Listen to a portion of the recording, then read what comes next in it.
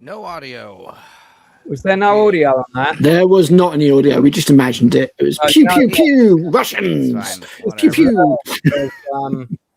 Just as well, there was no audio because there were two 80s songs on that, and I was like, "Fuck, this is gonna get straight away."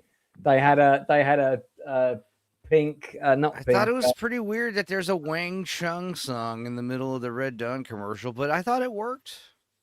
Purple, yeah. Everybody have fun tonight. Everybody Wang Chung tonight. Across the nation, around the world. Among the things we're going to be talking about tonight are going to be Red Dawn, the original Red Dawn. We're not going to be talking about the sponsored by Subway Red Dawn because it was 42 years ago today. I just showed Lance and Al the remake of the part where they go to Subway. They're like, they go to Subway? I was like, dude, it's the only part of the movie I remember. This is an immensely forgettable movie. Sandwich artist, put all the flatbread and delicious honey wheat bread in the bag. Take a mop bucket of soda. That was an exceptionally terrible film. There's the part where it's the kid from Hunger Games. He's Subway robber #1, and then there's the vague African American looking guy. Maybe he's Puerto Rican. I don't know, but the light in his eyes when they're like, they're like, put the ham in the bag, and he's like, and turkey too. Turkey. And his eyes light up. Honey oat bread. Who wants that turkey, man? To be fair, I did used to like their honey oat bread back in the day. Before we start tonight, just want to give a heartfelt shout out to actress Lucy Davis. Most people will remember her from The Office. Where, of course, she had incredible chemistry with Martin Friedman. I'm talking about the original Office, not the American remake. Shaun of the Dead. Shaun of the Dead. Dozens of things since. Very, very talented actress. One of the best of her generation. She's just announced today she's got terminal stage 4 breast cancer. There's no going back. And she's done all the chemo, all of that stuff. So obviously she's on borrowed time. Fuck cancer, man. Just fuck cancer. Yeah, I mean, it's awful to hear that. I have, through my various contacts, I'm going to be able to get a letter to her. So I am going to write her a very heartfelt, absolute top of my writing game letter to just sort of, say to her what a great legacy and impact her work has had and will continue to have for many decades to come, and just what a contribution she's made to British entertainment. I think a bit of an unsung hero, possibly sort of overshadowed by the careers of some other actresses of her generation that sort of did things like The Crown and stuff like that we didn't see her in. But yeah, I mean, she's up there with the best of them, and I was really sad to read that news, which was a bit gut wrenching. So our thoughts are with you, Lucy, and you can expect a letter from me very shortly. So let's move on to the show. We've got quite a few things to talk about today. We'll do Red Dawn first, as I've already mentioned it. We're also going to talk about Ricky Gervais's Alley Cats, which Enzo hasn't seen. Critic, how did you manage to get around to watching that? Yeah, I watched all of it. It's like an hour and a half in total. 6 15-minute episodes. It's short. Yeah. So we'll come on to that. Also, we've got Critic Hour's weird choices of the week, which we'll be coming on to shortly as well.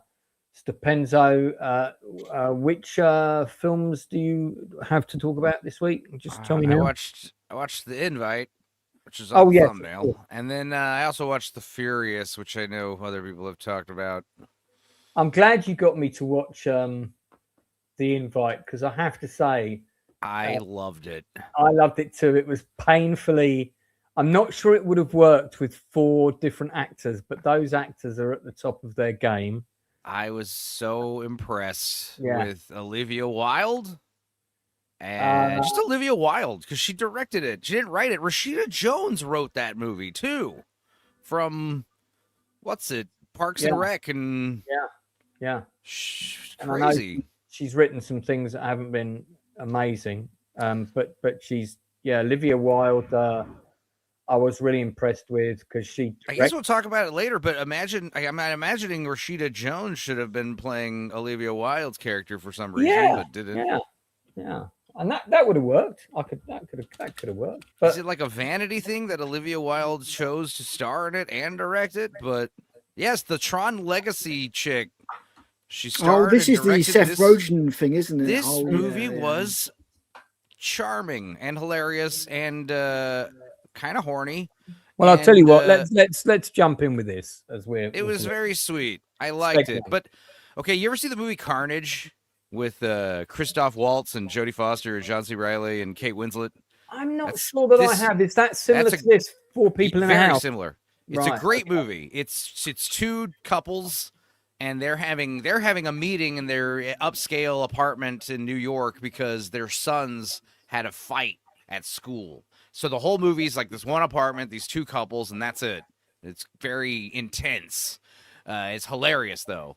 This movie is way funnier, and except for a couple scenes at the very beginning, there's the whole, again, 2 couples, 1 apartment. But this movie's so rapid fire funny. The Invite, Invite and Carnage would be a great like double feature, I think. Be a good Chew the Fat where you could do it like you could pick 4 films that are like basically 4 people in one location. Yeah, Carnage is based off of some French play, and The Invite is based off of some Spanish movie called Sentimental. Right. But The Invite was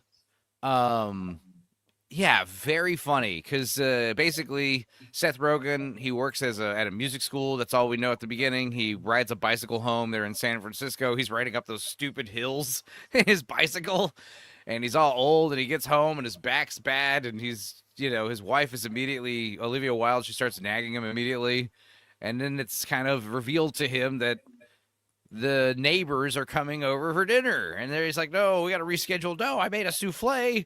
I don't touch the cheese. It's just like, it's so immediately, it's a very heavy script. It's a very dense script. And it's a lot of great acting from these 4. And then Edward Norton and Penelope Cruz are the neighbors, and they're coming down. And it's basically Olivia Wilde and Seth Rogen are pretty, I don't know, their marriage is in a lull. They have a 12-year-old daughter who's not there. She's at a sleepover. And yeah, they're both just, I guess, not happy. And then this older, vibrant, exuberant couple, they show up, and Olivia Wilde is trying to like impress them, get their approval. And the thing they complain about before they show up is that they have very loud sex at 4 a.m. all the time. Yeah. And Seth Rogen's like, I'm going to say something about the noise. And she's like, don't. We don't want to be the uncool neighbors, don't do it. Yeah. And it just starts spiraling from there because, The Invite is a double meaning. It is about, couples swapping sex parties, kind of. Although none of that is in the movie, it's discussed heavily, and the movie is pretty degenerate. But then it does kind of. I was worried the ending was going to be this kind of degenerate buzzkill ending, but the ending is actually very wholesome, and it kind of saves the whole movie. I like the ending. The ending could have put a sour taste in the whole movie for me, honestly, if it had went a certain way. And yeah, Seth Rogen's great in this movie because he's a miserable prick, and he just complains all the time. He's annoying, and he won't, he's just a loser, and he knows that. And he's, and his wife is, she was once in love with this guy. She still is, but I don't know. Edward Norton and his hot wife, or his hot girlfriend, Penelope Cruz, they are just everything these 2 kind of aspire to be. Yeah. And Edward Norton's very funny in this movie too, because he reminds me of my Uncle Dickie. Like, he's just very mellow and laid back. He's got this like Matthew McConaughey vibe this whole movie, but very, I don't know, kind of new age, guru kind of vibe.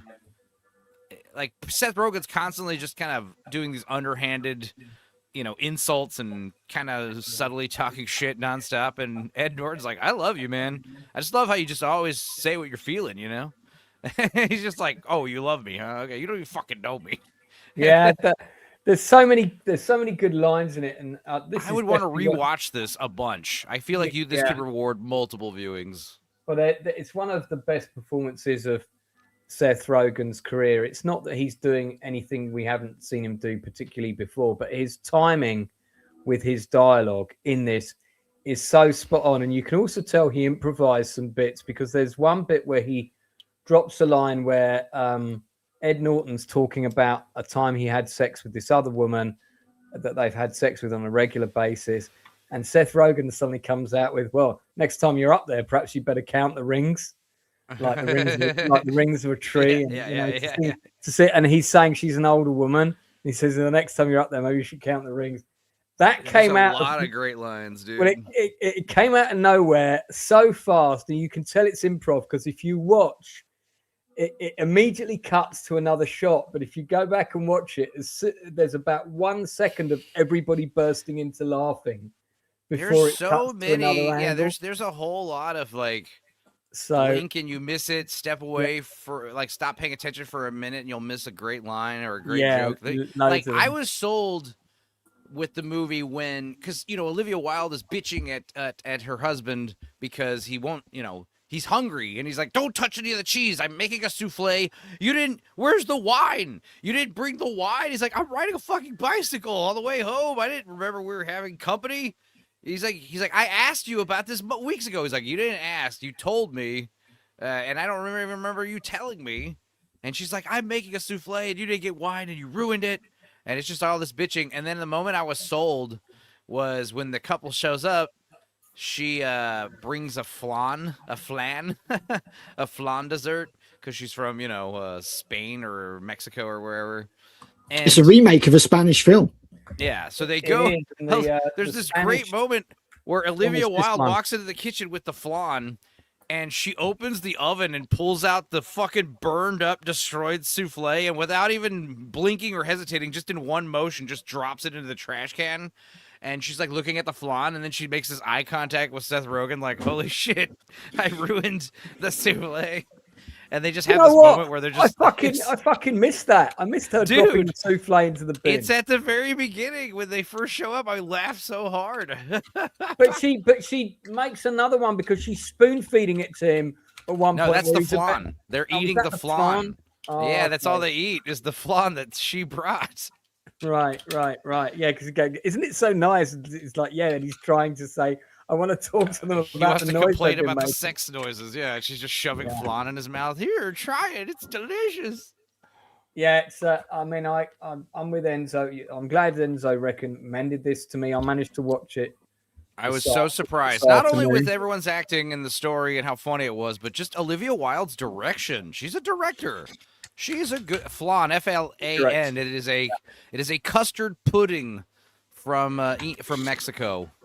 Yeah, it's good. It's delicious. It's easy to make too. You just need 4 eggs, a cup of sugar, a can of evaporated milk, a can of sweetened condensed milk. I'm sure there's a much more difficult way to do it with actual milk and cream and shit, but no. Yeah, I mean, this is like, to pre-warn the 16 people that are watching, and we appreciate you being here. Thank you so much.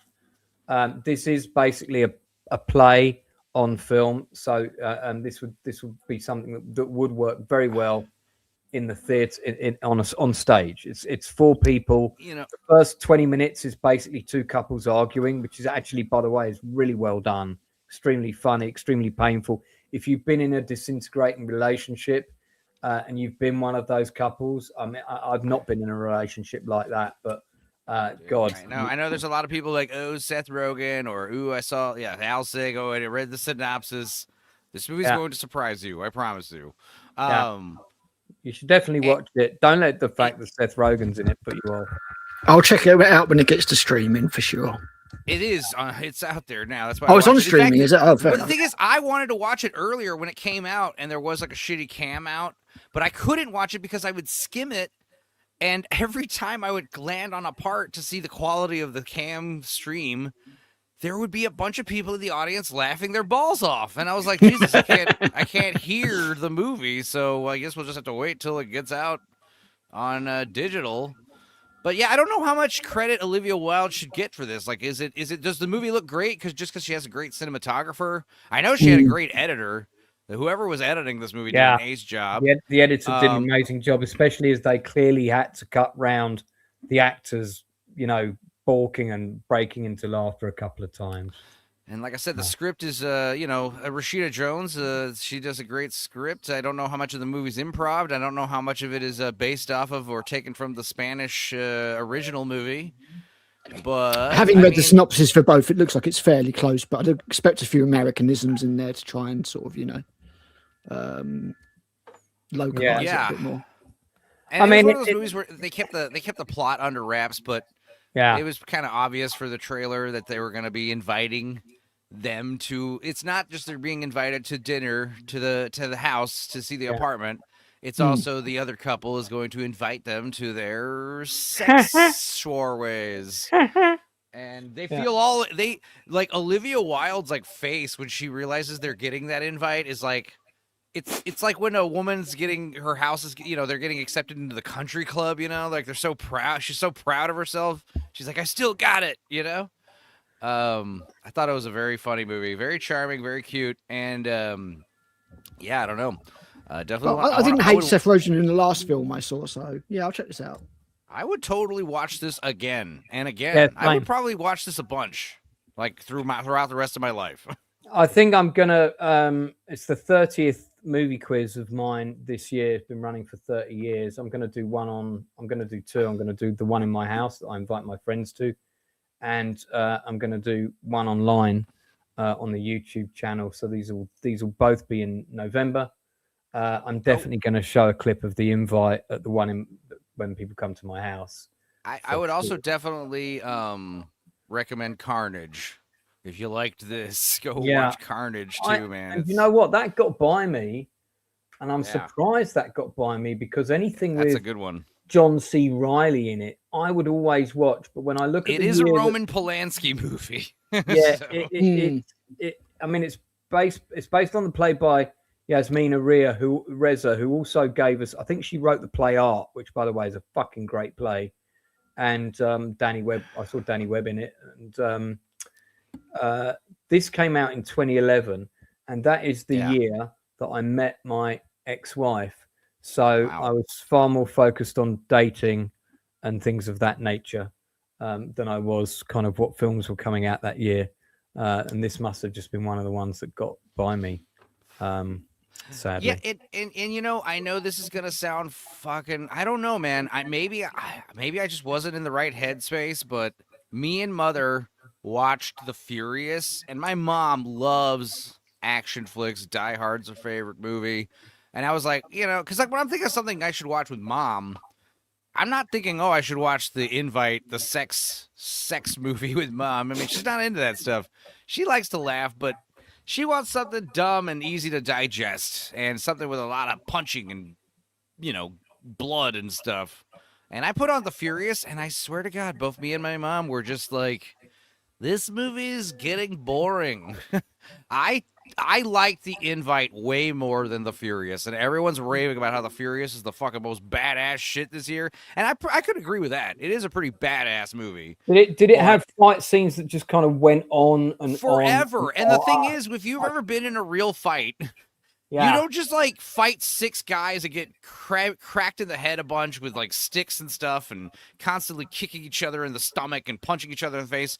And then when you're done, you go into another room and fight 6 more guys with still got plenty of gas, still got, there's just, it's just, I mean, the movie is simple. Guy's kid is kidnapped by child traffickers. You got to go get her back, right? It's like Taken. But Taken was cool because you believe that Liam Neeson was kicking all these dudes' asses and killing them with guns and stuff, and just he wasn't spending 15, 20 minutes on each bad guy, It's like, dude, kill these people quickly and move on. This is, I mean, the action scenes themselves are great. They're very highly, it's very Chinese, very choreographed, Hong Kong martial arts style. A lot it's of like films like On Back, isn't it? On Back with Tony Jaa. Totally all about the stunts. The movie's half fucking martial arts fighting, But the story itself is paper thin, and there just wasn't really anything. Like the one part that really stuck with me is this guy gets hit in the head with a sledgehammer, and you feel the weight of that. You're like, dude, he's dead for sure. But then guess what? He's not dead. He shows up at the end and he's ready to kick ass again. And you're like, Jesus, this is stupid. And my favorite was the guy. One of the guys is a cop, and the other one is a mute, and his daughter was the one that was kidnapped. And the mute guy, it's like, they have to make a point. It's like, remember, Father, you had a brain injury, so you can't get hit in your head. Most people can't get hit in their head. Like, that's just a standard rule with most people. Don't get hit in the head a bunch. You know, they have to make it a point. Like, when he gets slammed on the concrete, it's extra painful for him. It's painful for everybody. Like, if you could kill someone by just slamming their head on the concrete. And yeah, the movie was fun. It was like, yeah, like off the reel it says, it's the Raid on steroids. But, you know, the action scenes just start going on. They're so long and so intense. Like, I'm like watching it and I'm invested in it, but I'm like finding myself yawning. Like I said, I was way more riveted, way more entertained, way more invested watching The Invite. And maybe I'm just old and gay now. I don't know. Maybe I've just lost my edge. But I watched The Furious and was like, it's all right. It's pretty good. I watched The Invite and I was like, I loved it. I'm so smitten with Olivia Wilde. Yeah, I mean, I don't know. Going back to The Invite for a second, because we didn't give it a rating out of 10, which we must, because that's why it's called the Nielsen ratings. I mean, I really loved this film. The first 20 minutes of it in particular are just two first-class actors going at each other that tell you everything you need to know about their relationship, where they're at in life, and so on. And it sets up a whole load of stuff beautifully for the next sort of third. And then Ed Norton, who's an actor that I've always really been quite fond of ever since American History X. He's great in this because he normally plays much more kind of forthright characters. Here he's very kind of chill, and no matter what's thrown at him, he kind of becomes even more chill, or he has an answer for it, which of course Seth Rogen's character finds infuriating. Yeah, I mean, and I really like Penelope Cruz in anything. It's just a really, really good, well acted. This might be the best she's looked in a movie. Penelope Cruz. I think so. Yeah, she looks absolutely amazing in this film. Yeah, I mean, I'd give this film a solid 8, maybe even a 9, because for what it is, it's you know, it's great. Yeah, I mean, I would give it a 9 out of 10. I could, if I rewatch it a bunch, I can't think of any faults in the movie. You know, it could be, like, for what it is, it could be a 10 out of 10. Now, that being said, it's not my favorite movie of the year. I still like Positions more, even though Positions had some faults and issues. This movie, I don't see any issues with this movie. Because, like I said, if the ending had gone a different way, I'd probably be giving this like a 7 out of 10, 6 out of 10. It was great, but then it had a really shitty message at the end, you know? That could have been how I've been talking about this. But because it ends on this heartwarming high note, it's like RoboCop, you know? You just got to end it at the high note, you know? And I don't know, and I'd give it a 9 out of 10. This could be a near flawless film. Leroy, you can't say that because you haven't seen The Invite yet. Yeah, I love Blow. She's hotter in this movie. I don't know. There's a scene where she takes her shirt off and she's in her bra and she looks damn good. She looks good blonde too. Yeah. Yeah, I love the opening edit, the opening credit sequence. The edits were great. Like a lot of frames within frames and a lot of it was a very interesting. Reminded me of like an old 60s like credit sequence. Yeah. Well, I'll give it an 8.5. So it's a 9 out of 10 from you. Al, you going to watch it? Yeah, I could be convinced to check this out. Pass on it. Watch it with the missus. Not like the last Seth Rogen film I saw. You know, I don't know if it'd be exactly my kind of thing, but the benefit of a very simple premise is there's not a lot to get wrong and to mess up. So hopefully it's as engaging as you guys say it is. What's interesting about Seth Rogen is he's still playing the same character, like this fucking stoner guy, you know. But now I'm noticing in his movies, like he's being his character's getting shamed for it, you know. Stop being a fucking lazy, cynical asshole all the time. Well, I didn't hate him in. I mean, the last thing I saw him in, not counting Supergirl, of course, where he did a voiceover, was that thing with Keanu Reeves in it. Yeah, I like that one a lot. I thought that was a good. I thought it was a fun film. I can't remember what the hell it was called, but I thought it was a All fun right, film. well, we're going to move on. Aaron Charman, who saw it at the movies, and by the way, said the audience were laughing all the way through, rightly so. Gives it a 9 out of 10. But we're going to move on, so because we've got other things to cover, namely Alley Cats. So Ricky Gervais has said publicly, if he just makes this show for the rest of his life, he'll be quite happy to do that. I think he's planning on making it for the rest of his life as well.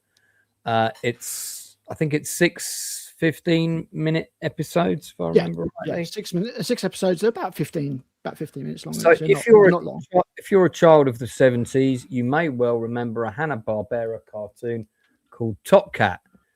And this basically is an adult version of Top Cat, where the groups of cats, similar to a group of cats in Top Cat, are sort of homeless. They're led by one individual who called Gus. Ricky Gervais voices Gus. They find a kitten who's lost. So the continuing narrative of the story is that they're going to try and help the kitten to get home. You've got one of the cats that's got worms. There's another cat that's really educated, actually does come from a house, but comes and hangs out with stray cats for fun. But he's also been neutered. So he's constantly being ridiculed by the rest, which, by the way, that's Ponce. Yeah, Ponce. It works so well in the.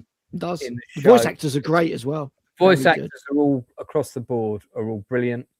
It is very funny. It is very coarse. It's very rude. The C word is thrown about with bigger abundance than my last play, and it is really, really, really good.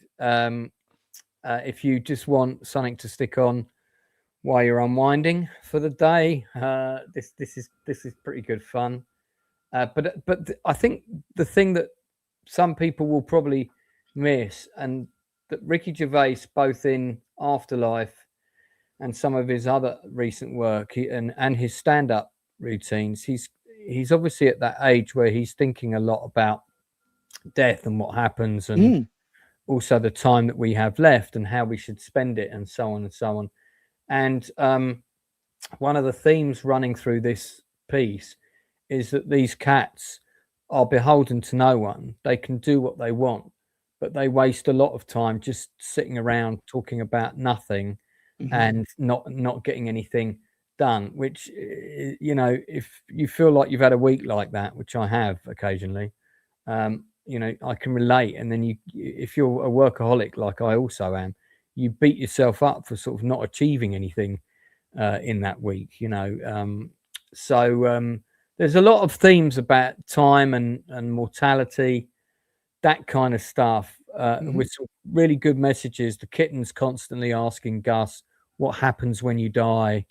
And Gus is sort of trying to placate the kitten and not beat about the bush, but at the same time not scare the kitten.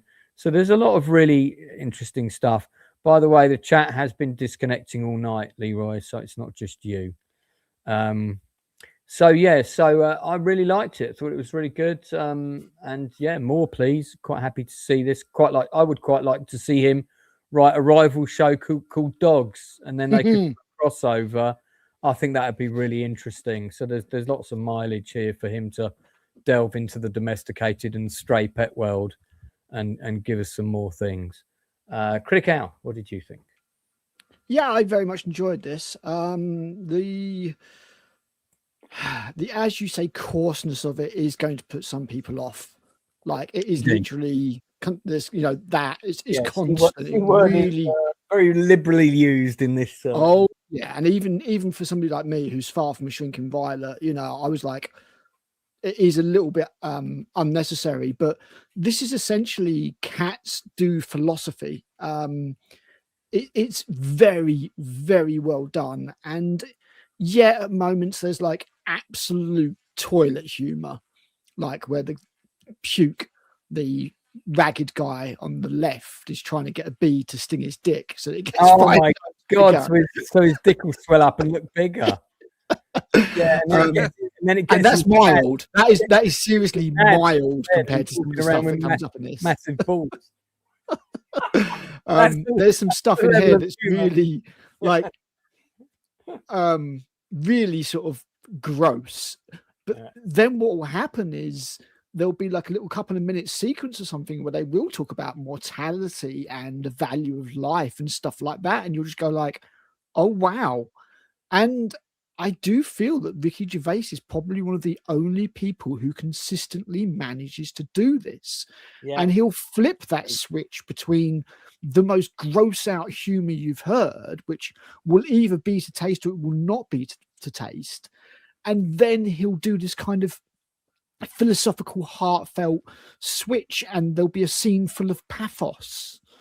And he's playing the character in the middle, the orange one called Gus, who's kind of like a know-it-all, but a good guy deep down, and he says some questionable things, but at other times he has those moments that hit home.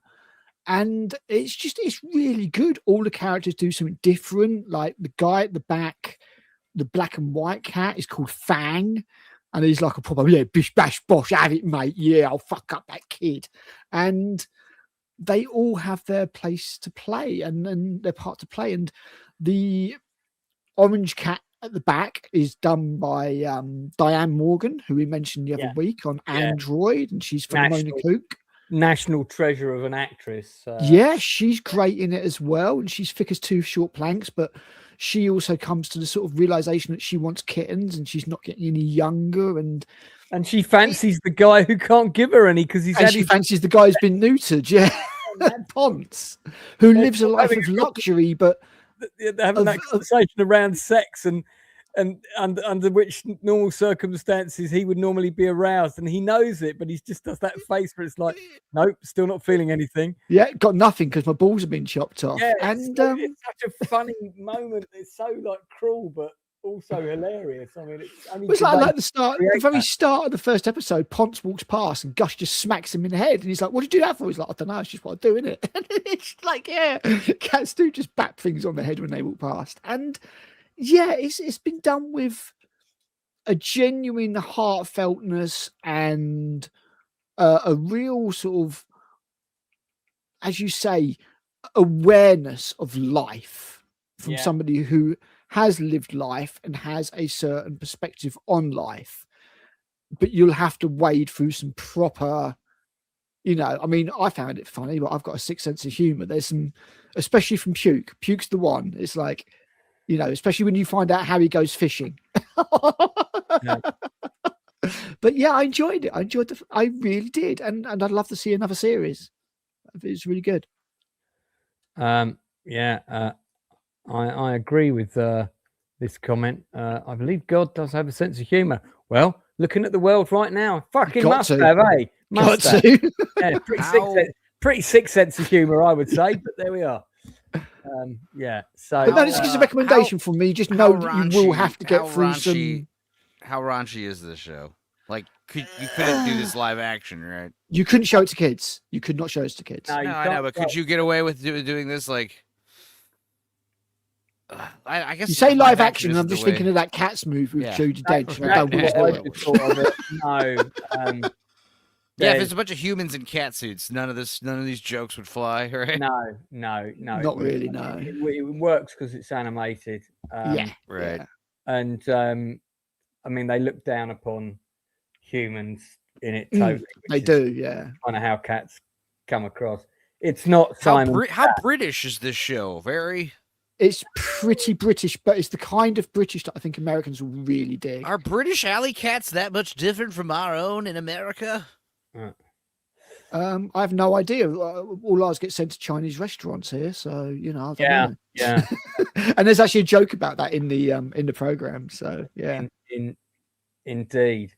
So Yeah. All right. Well, I'll probably watch Alley this in the Cat? next day or two since it's so Dude, short. it's like just over an hour long. Check Yeah, it out. Why don't you It's- just why don't you just turn it into a movie? Like, why does it? It is don't- episodic. I It don't is know episodic. if it really works okay. as a movie because the Yeah. structure of it isn't designed that way. Yeah. I gotcha. Each episode kind of deals with a different thing. topic. Yeah. Yeah. There is an that's good. overrunning theme, which is trying to find this kitten their home. Yeah. But each episode, like one episode, they see this old cat and they're like, "Oh, right, Rob, you're off to the Old vets." George. Like, Old George. yeah, George says, like, "Oh, yeah, off to the vets. Hope you're right." It's like, "No, this is my last time, chaps. I won't be coming back." And then Yeah.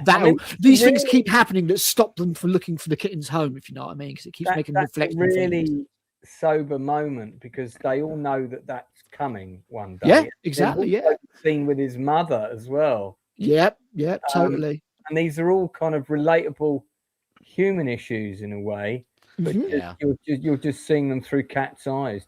Yeah, very much so. As I say, is cats do philosophy on a human level. Gervais is very, very, very aware of this, and Gervais is a very interesting comedic figure because an awful lot of his devil may care lad attitude is an act, especially when it comes to things like animals and things like that. He cares deeply about them. But yeah, I would like. I could not recommend this to my parents. I couldn't turn around to mum and dad and go, "You should watch this thing called Alley Cats. It's great," which is a real shame because there's definite value there. But I will watch this with my mom and see. How it's she rough. likes it. Well, your mum is quite a unique species. Yeah, Enzo. my mom might like it. She loves cats and she wouldn't mind gross out cartoons. Darth Plato says, I think the US has bigger house cats. If you mean fatter and overfed by that, I would agree. I don't know. I'd imagine there's plenty of English chonkers. The problem is your cat Chonkers. Indoor. Chonkers? Is that a word? Yeah. Chonkers. Yeah, Chonkers I mean, is if you're- definitely a word. Yeah. So if you're indoor, the problem is most fat cats I've met are either they're old and they're not getting enough exercise, or they're indoor cats and they're just being overfed. I mean, Well, I these feed my cats cat. like I feed my cats pretty much whenever they're hungry, but I only feed them a little bit. I feed These them just cats, a little bit at a time, and they go out a plenty and burn off the calories. they spend a lot of time watching TV and commenting on TV. I almost just like a checked Beavis and this. Butthead type thing. Is chonkers a word? Yes, Yeah, chonkers man. is an informal word, the plural form of chonker. For a Yeah, fat Piece of cat. internet slang used to describe something or someone that is pleasantly plump, heavy, or oversized. And right next to it, there's a picture of a fat Picture of a cat, yeah. I've only next- heard the it next described step as, up as a from- cat. He's a chonker. Yeah. The only time Next they're step up from usually 9 chonkers. times out of Oh, 10 they're talking Lord, about you it. coming? And then if you Google images, it's either fat cats or walruses. Yeah, Sea chonkers lions. is a There's some word. chonkers. That's the first time I've heard that. That's interesting. That's the thing, isn't it? I mean, So like, having- whether a cat lives a life of luxury or whether they have to fend for themselves, kind of thing. I was watching a thing where the guy is going to do the One Wish Willow, and he's like, "Look, I just want, I want to basically have to never worry about bills. I want to never have to worry about anything. I want servants, but I don't want them to be slaves. I want people to want to take care, want to provide and do everything for me. I want all my things taken care of. I want everything I want. I want no one to be, suffer for or, be punished for. I want basically my whole life to be taken care of. And I just want to live without want, without having to hurt anybody." And then the One Wish Willow turns him into a house cat. So rating out of 10 Al. I would give it an 8. I think it's very well done. It's like it's these moments of pathos when they hit, you're just like, oh man, yeah, that's really deep and profound. But 2 seconds ago, you were talking about maggots dingling out of your dick and stuff, and I'm like, yeah. No. Yeah. So I you've like- got to I wade like that. through that. I like that whiplash stuff. I don't know, you guys- I love it. I love it. I think it's great. And if you know Gervais, you know what to expect. So what I'll It's say just is, like- if you like Gervais, add a point. If you don't like Gervais, maybe deduct a couple. Yeah, I mean, it's like my whole channel, basically. Like, you gotta justify the boner jokes and the fart jokes with, like, some profound insight here and there. Yeah, Can't more just or be all less. boner jokes. But I mean, Wait, I wait, thoroughly you said enjoyed there's it, some and I profound recommend insight it. on your channel. I wasn't aware. Occasionally, when I tell people they're wrong about the Odyssey. No, I'm just kidding. I'm, just kidding. Or I'm kidding. or that they should Um, watch that Supergirl's low budget Supergirl channel. That's obviously profound. They're better than the film. I'm calling it now. Well, indeed. I mean, we were all captivated. I liked the Green Lantern lady. It is amazing how many excuses you can come up with for getting Supergirl into We a swimming definitely pool. Enzo. Next time he's dropping a live, you know what? We'll get everybody we know to be in that chat. we did that the last time, but it's Yeah. like, who knows? The next one might not come out for like a year. Also, it seems like the new Supergirl actress he's using is some hideous muscle mommy actress woman, and it's just like, oh, this is devolving. Yeah, that's not so good. But we'll definitely do that next time, because we'll just get everybody. I know you had a load of people on it, but we'll get even more. Yeah. Main problem is like he's on quite early on the Monday morning for us, but I can make the effort. Oh well, no. Whenever he premieres one of his new Supergirl videos, that could be. I have no idea what time that'll be. Last time it was like it's like a 2 in the morning or something, 2 in the afternoon here. So around this time. Well, that'd be right. I'm realizing now. Yeah, I need to take Yellow Man to the vet because he's like over grooming. He's like, he keeps like chewing up his back, and his back's all scabbed up, and it's like he doesn't have fleas. Scabies, He's like, maybe. He's got like an he's like allergic to something. He's like having like allergies. So shit. He's all right. There's another thing that dropped on Netflix actually, also this week, which was a movie we watched the trailer for it, didn't we? A few weeks ago. And I said, the house thing. Yeah, that looks potentially interesting. Well, I did watch it, and this is always a good litmus test for me, because I put it on as I was falling asleep, and I didn't fall asleep. I stayed up and sort of watched the whole thing. The premise, for those that don't know, is a middle-class family in suburbia America wake up one morning to a normal day. There's a bit of a storm on the horizon. It starts to rain. The rain is in fact organic, and it sort of liquidly seals everybody in the street in their houses. They can't open the doors. They can't open the windows. It goes a certain level through the soil, so you'd have to tunnel quite deep to get out. One of the things it doesn't enclose is the chimney, hence the shot here with the child's hand coming out. And this sort of, you think it's going to last for a couple of days or something. They don't really know what's behind it. It goes on for years, and they have to basically become a self-sustaining family, make the food last that they've got in the house, figure out a way to grow plants and vegetables and shit in there, and all of this kind of thing. It's a slightly ludicrous premise, but well done, with a really strong cast and good performances, especially from Wagner Moura, who, of course, many of you will remember was in. He played what's his name, the drug dealer from South America in the first two seasons. Narcos. Thank you. It's on the tip of my tongue. El Jefe. I mean, it is a good show. It is one of those things where it's a one idea show. The twist, the cause. It's a mystery box. It's a movie, right? Yeah, it's a movie. So it's not a. This is where they're making vegetables and stuff in their house. I mean, it is a bit silly. They do sell it well. Do they explain what happened, why it happens, and is it? There's a monster. The monster looks kind of cool. It's practical effects. Is it like extraterrestrial? Is it demonic? What? Are they in hell? It's monsters from the ocean, basically taking over the earth and making. Oh, it's like a Cthulhu thing. That's cool. A bit like they do look quite Cthulhu-like. It kind of sounds like they found out about that end of Oak Street and decided to try and beat him to the punch. Yeah, I mean, this is a similar premise, but much more contained. Again, it's 4 people in a house. I mean, that you've also, at the beginning of the movie, you've got the neighbors across the street, and there's an eclectic mix of different neighbors, and you realize they've only ever spoken to one person in their street. There's a couple across from them who've been stuck in the house. They only just met that night on a one-night stand, and of course she goes to leave and she can't, and then after a few weeks this guy can't handle it and he turns quite violent. So, then you've got this beautiful sort of sweet retired dentist guy who lives with his elderly mother. And, as time goes on, of course, he's running into issues with her. Medications run out. Stuff Where do they piss and shit?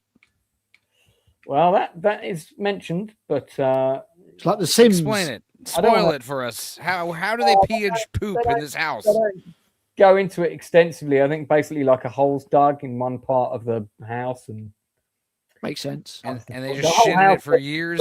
How does that make sense? You get like a time jump that happens at one stage, and the two child actors, who by the way were great in this, get replaced by slightly older actors who aren't quite as good as the younger ones for some reason. But the whole house has completely changed, like where they sleep in, what their living room is, how they move around the house has changed, because they also have to not move at certain times of day. They can't let things look in at certain times of day, and they have to cover all the windows, and the whole house kind of becomes like a weird, wacky, strange inventors place. So I think that's. And you say it takes place over the course of like a year, basically. 3 years, actually. Oh wow! It kind of sounds like a good opportunity to do some character studies. Then, really. I mean, imagine if this movie had dropped like just before COVID or even during. Oh man, yeah, people would have been like, "What the fuck?" No, I think they basically create their own cesspit. Like honestly, if the plumbing and the electricity worked, that would probably be less ridiculous. The electricity. So is the world outside operating per normal? Like all the municipal services are still being done and all that kind of stuff? No. Nobody comes to there. They find out that it's affected 40 blocks, and that's as far as the communication goes from one house to the next, to the next, to the next. So right, okay. You kind of realize that this has probably affected the whole world, and gradually, when you do the 3-year time jump, like outside the whole street is completely overgrown. There's bears and there's all kinds of wildlife wandering about that have reclaimed. Oh wow, okay. I mean, it's interesting. It's bonkers bollocks, but it is quite well done. It's quite engrossing. Certainly, the first 20 to 30 minutes really do lock you in, and then they've got you because you're kind of, I want to see what happens now. Then it starts getting more and more ridiculous. It sounds like one of those things where they try and make it a bit too sensational. Like it could have been a really good, tight, quiet character study about how this kind of isolation and thing affects people, but they were like, we need to make it a bit more exciting. I mean, it does cover that to some degree. It's not bad. Again, it's available on Netflix. So if you've got a Netflix account, it's and it's a Netflix production. It's not a terrible movie. It's not an amazing movie, but it's got a lot of merit. There's, like I said, the performances are good, the direction's good, the practical creature is nicely done. All the flood stuff is really well done. So there's a lot of practical effects in it, but it is just bollocks nonsense. I mean, the ending, I don't want to spoil it, but it's kind of like, really? Okay. They just went away, did they? Okay. It's that kind of ending. Whether they're trying to sort of set up another one, but it's a soft recommend. It's an okay beer and pizzas movie. Yes. Cool. For the fourth time. And of course, it's included on the scrolling text. Yes. But I'll give it 6.5 to 7 out of 10. I'd give the performances in it 9 out of 10. They really do go for it, the actors, and they do a lot of very difficult things. As I said, the two the younger children actors, particularly the girl, really, really great. I don't know where they get these child actors from that are so talented, but yeah. So there you go. No one else has seen it, so we'll move on. Sounds kind of cool though. Thanks, because I want to see the end of Oak Street. I think it's out this week, actually. This week. I'm gonna check that out. We'll I also want to check out.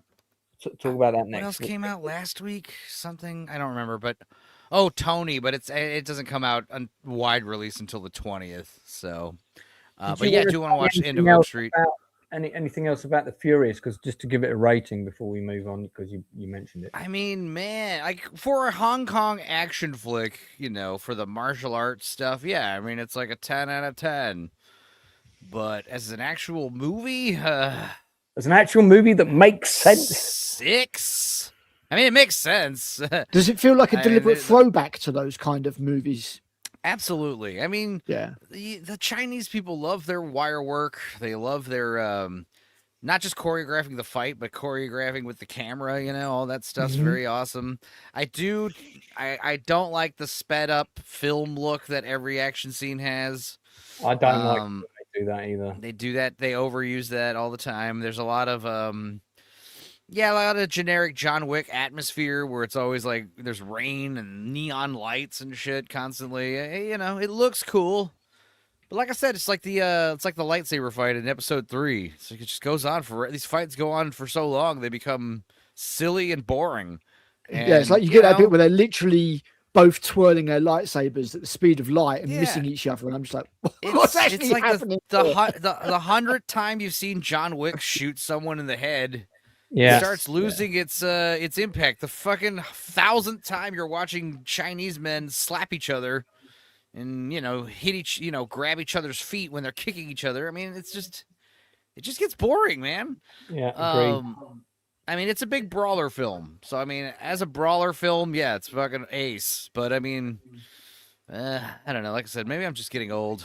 This kind of shit is just boring me. I've got some homework for next week while I remember, because I don't think any of us have seen this, but it has just dropped. Is Scott Eastwood anything to do with Clint Eastwood? He is his son. He's the young guy. He was in one of the Suicide Squad movies and some other things. So this is a World War II, loosely based on a true story. It's set during Battle of the Bulge, which is ironic because I'm currently playing Ardennes Offensive. That's my gaming stream that you'll see pop up, which, by the way, had 100 people watching it live. Damn. The other day, yeah, and Admiral Teag was going, "Oh no, they're bots, you know, because there's no interaction in the chat and all this." And I thought, I don't think that's true, because I've done this. I've done the stream for that game 3 times in a row at the same time in the early hours of the morning, which means that there's lots of Americans around. Don't forget, Battle of the Bulge is one of the #1 areas of interest for Americans who've got an interest in World War II. And if you get bots, man, they just spam you with stuff all the time. Well, so... there was no spamming of any kind. I mean, that's not necessarily true. I mean, a lot of with video games, like you'll put a certain video game title in the video. Yeah, I don't know. It could be bots. It could be not. No, I don't think so, because I had a little bit of jump in my subs. Not a big jump, but I had a jump. And then also Wargamers, people that lurk in gaming streams aren't the chattiest people. For whatever reason, they like to watch you play this game. I mean, the most I can watch someone play a game for is like 5 minutes. But depends on the game. And then when I did it earlier in the day, you know, I'd get between sort of 5 to 20 people plus a load of the regulars. But if I was streaming it at 1, 2 in the morning, Friday night, Thursday night, yeah, I started off. I had the Nielsen rating is moving to Friday at 1 in the morning. No, it's not. I had sort of 3 days in a row where I was playing it, and I had 30 to 40 people watching, and I was like, wow, this game. And I've Googled it, and it's the #1.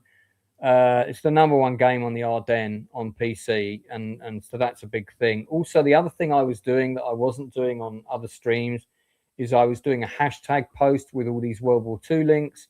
I was also hitting all the wargaming community sites with the stream as well. Oh yeah, you could be getting Twitter traffic.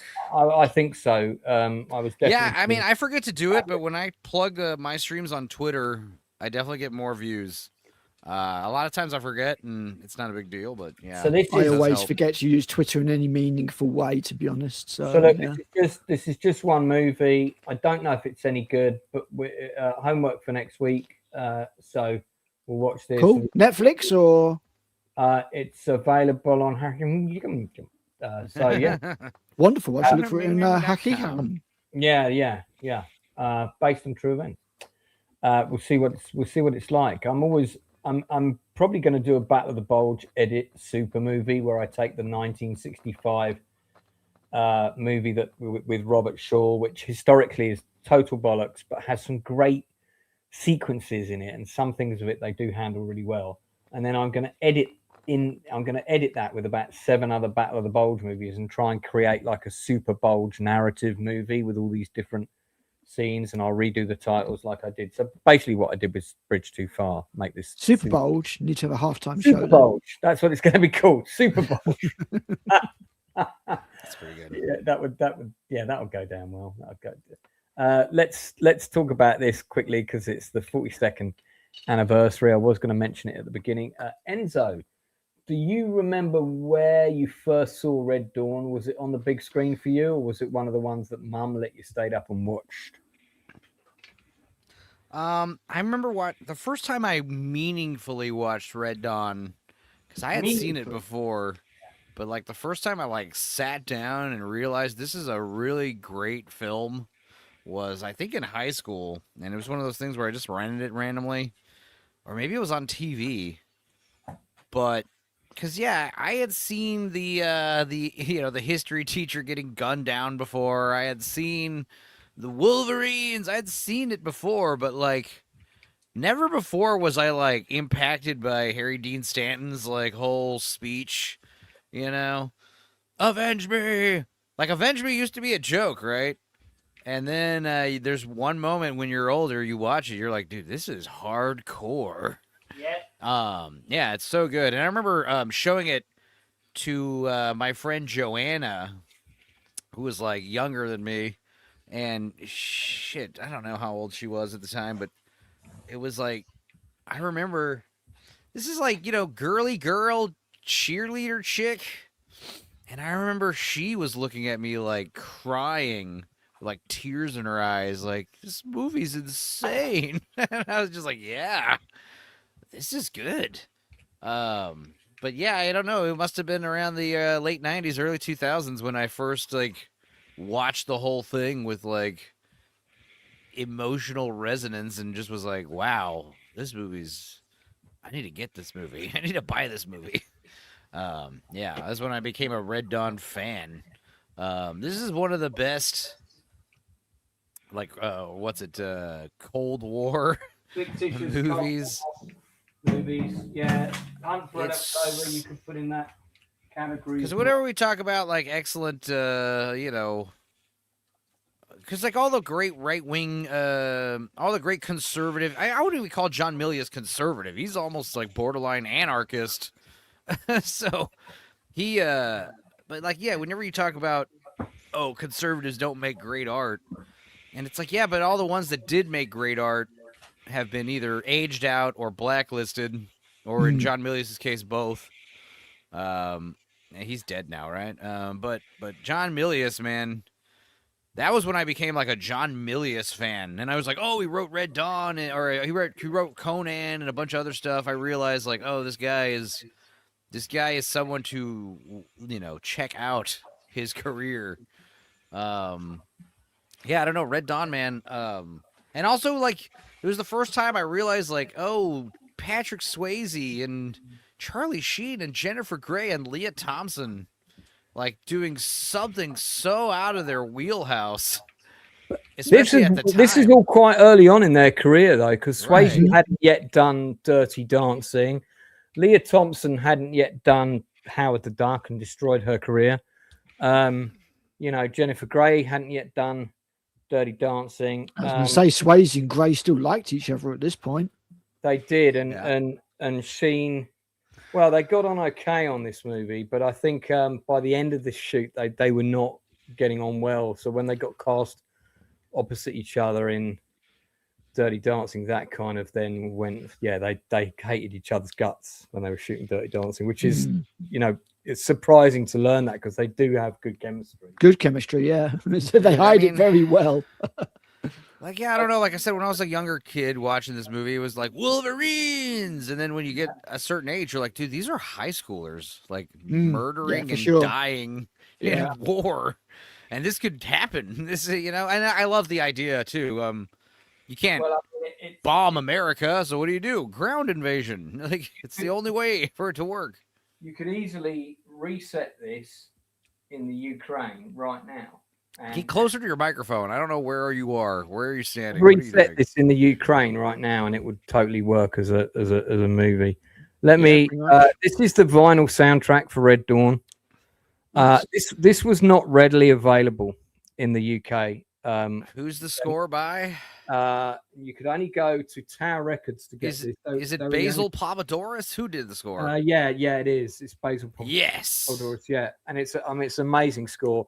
And I remember I really wanted this because I was collecting movie soundtracks from day one, and I really wanted this in my collection. And I mean, we're talking the 80s, right? And by the way, I blagged getting in to see this movie at the cinema. I was not old enough. I just went with my really tall friend, and we got in. And this soundtrack, we saw it in Tower Records, and it was 90 quid.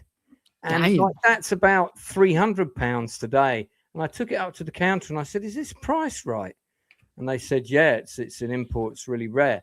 So I couldn't get it. Years later, 58 Dean Street Records, which used to only sell movie soundtracks, I've got a bag of theirs hanging up here on my wall there. They had it, and they had it for £20, and that was when I got it. And I love this soundtrack. I mean, it's very jingoistic, but Basil Papadopoulos is a great composer. Oh, he's in my top 5, I reckon. Yeah, and I love the music in this. I think he did Conan as well, right? He did do Conan? Yeah. Yeah. Yep. Basil. We did RoboCop. RoboCop. I mean, it's quite funny because one of the main things I remember about this movie as well is that this movie made the national news.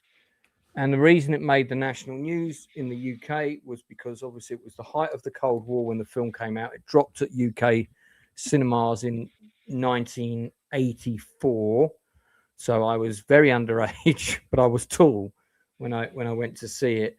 And it came out the same year as Dune and Terminator and, a whole load of other pretty good movies. I think it came out earlier in the year in the United States, but we got it. We didn't have a big gap because I remember it like it did quite well in the United States, and they rushed to release it in the UK to capitalize on the fact that it became a national news story. And of course, in a year's time, it wouldn't be. So it got an early release in the UK. Normally, we'd have to wait a year. So I remember that me and Martin, we went to see it. I think it was late in the summer, and I know that we were off school, but the school fete was on. So we went to the school fete, and then we went to the cinema to see like the late afternoon showing. And the film scared the crap out of me. I mean, because it's, you start off in this school classroom, and I think as a kid, I always had a very active imagination, and I always thought, hey, wouldn't it be really cool if our school was attacked by terrorists? Because of course I would overpower one of them. I would take his gun. Soldiers. Such a great movie. Toy soldiers. I'd kill all the terrorists. I'd be a hero. The girl I fancied in my class would want to be with me and all this shit. That's this kind of took that reality away from me. Like the reality is, if that happened, you'd probably be that kid in the window that stayed looking for too long and he's been shot in the head. You know what really disillusioned me with that fantasy was the game Uncharted. I realized like one guy with a pistol versus 4 guys with machine guns, you're dead. Like, you need to get cover. Like, holy shit. But it's it's a good film. Now you can argue about the jingoistic nature of it, the anti-Russian nature of it, all the rest of it, how practical the story is about the Russians coming in on commercial jets, all this kind of stuff. But it's just quite a good gripping movie. The actors all throw themselves into it.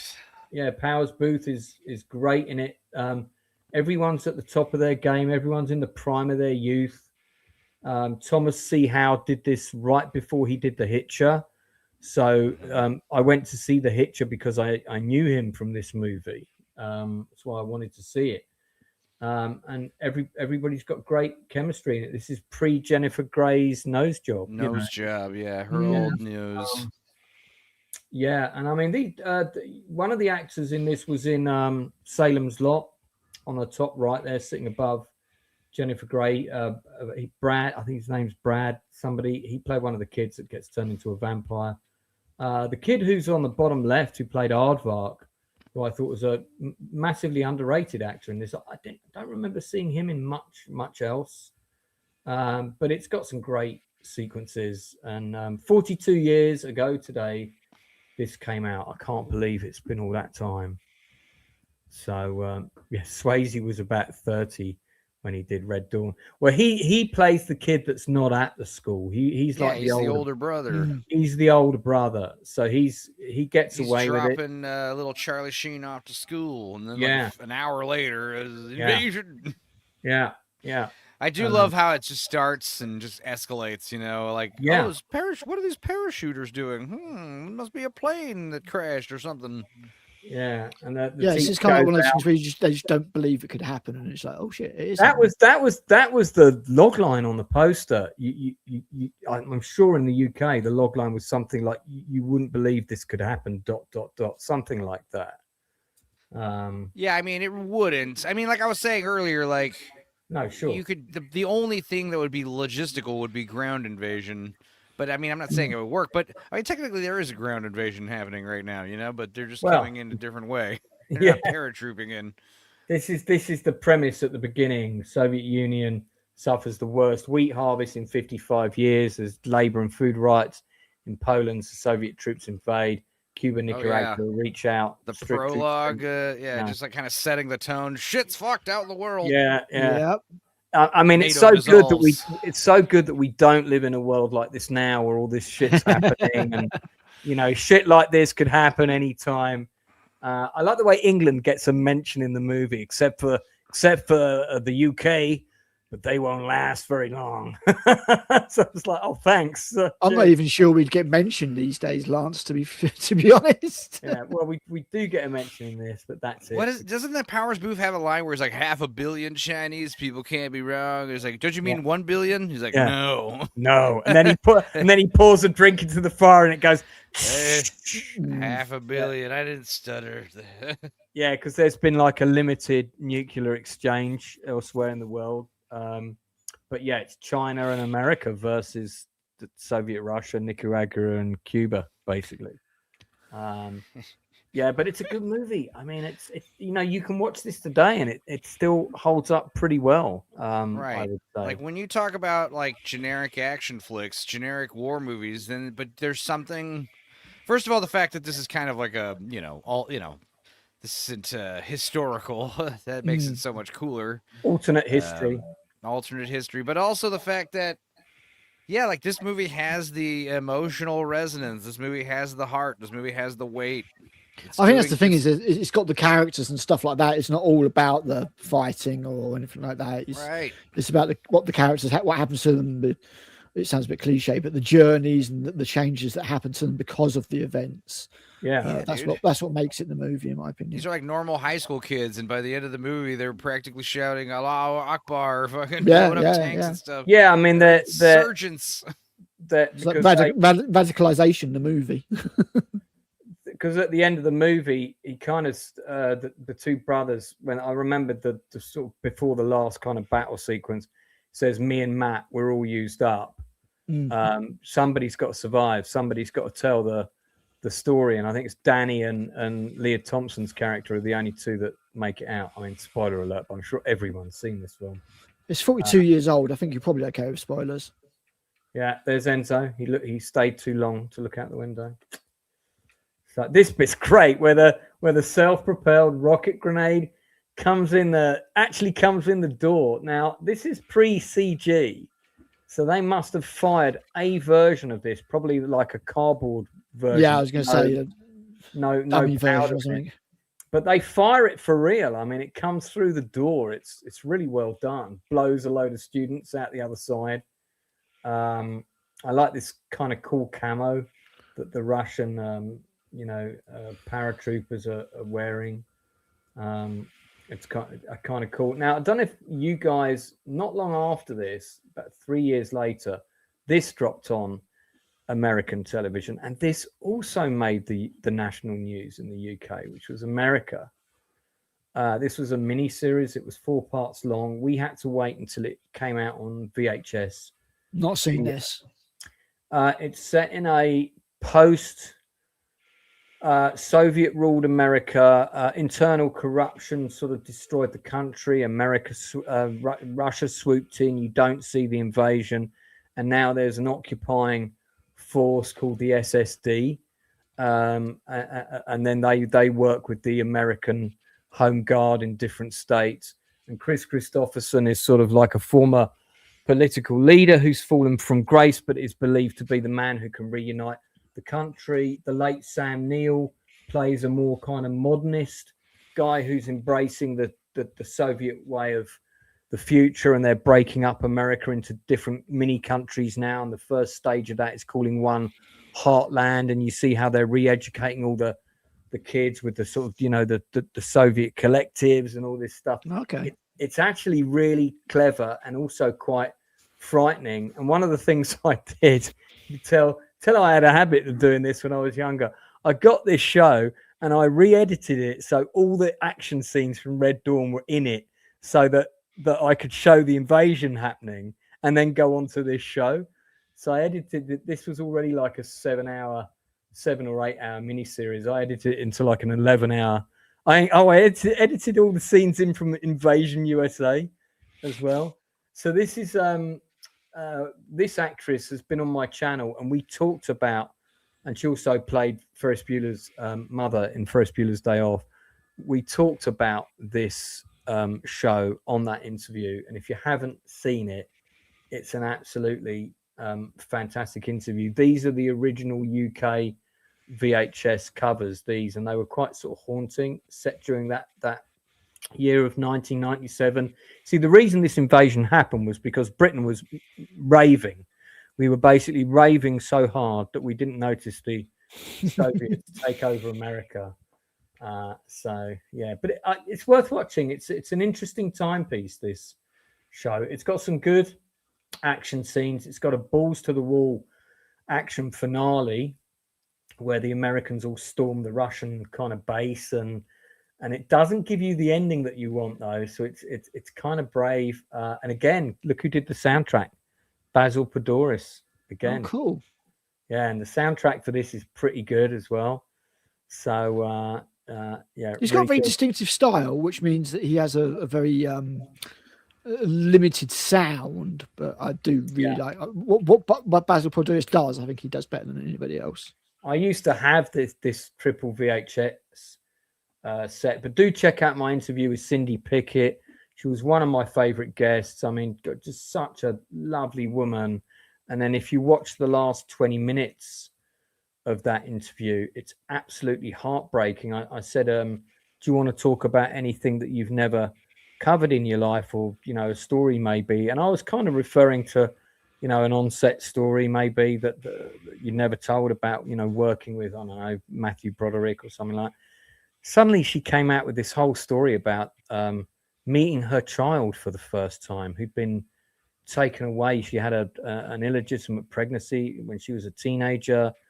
The kid was taken away to be adopted, and then sort of when she was in her 30s, it was finally revealed to her that her child was living just up the road with a cousin's family, and she'd never expected to see.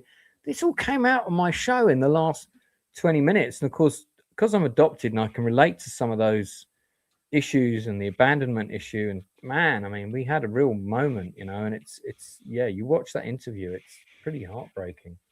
But what a great guest. Fantastic woman. If you haven't seen America, it's an interesting, difficult to give this a rating out of 10. I don't know what I would rate this out of 10. It's an odd one, but it is worth watching, particularly if it's not quite balls to the wall action, Red Dawn. It's got a much slower pace, but it does have action. You're just going to have to commit a few more hours to getting to see it. Critic Al, you've got a couple of things you wanted to talk about. Oh, a couple of things that I've watched. Yeah. We'll start off with Alicada. So one of my favorite things to do is to kind of just go on Amazon and just prowl movies and just see, sometimes you like, if you've watched this, you'll like this. And we watched, Yeah. I think it was I've- Grave of the Vampire. I've Oh, done I've that seen it. before. I did a wee watch for it. Yeah, this And, is 1977, right? Yeah, and after Grave of the Vampire, it went, you might like Alicada. And we're like, yeah, fair enough, chuck it on. 1977, couldn't tell what the hell was going on. It was like, is this a Spanish movie? Is it, and it turns out it's Mexican. If we had the inside man on, he'd be frothing at the mouth about this movie right now. He would be, because it's 70s and it's, quite exploitationish. And yeah, I watched it and it's absolutely mental. This film is really, really balls out, weird, surrealist, satanic panic type thing with loads of nudity and screaming, and basically this girl kind of gets possessed and then gets another girl possessed, and then they both get captured because they're in a nunnery or a convent or whatever you want to call it, and they both get captured and they try and exorcise them, and it's all just absolute balls to the wall, non-stop mental madness, kind of almost like an artsy kind of art house surrealist kind of weird thing. The actors or the actresses are given absolutely everything. It's obviously dubbed, apart from one actor who plays the doctor, and it's just worthy of note, I think, is what I would say. It's got this mad pulsating soundtrack as well, and it's certainly not boring. That's what it's not.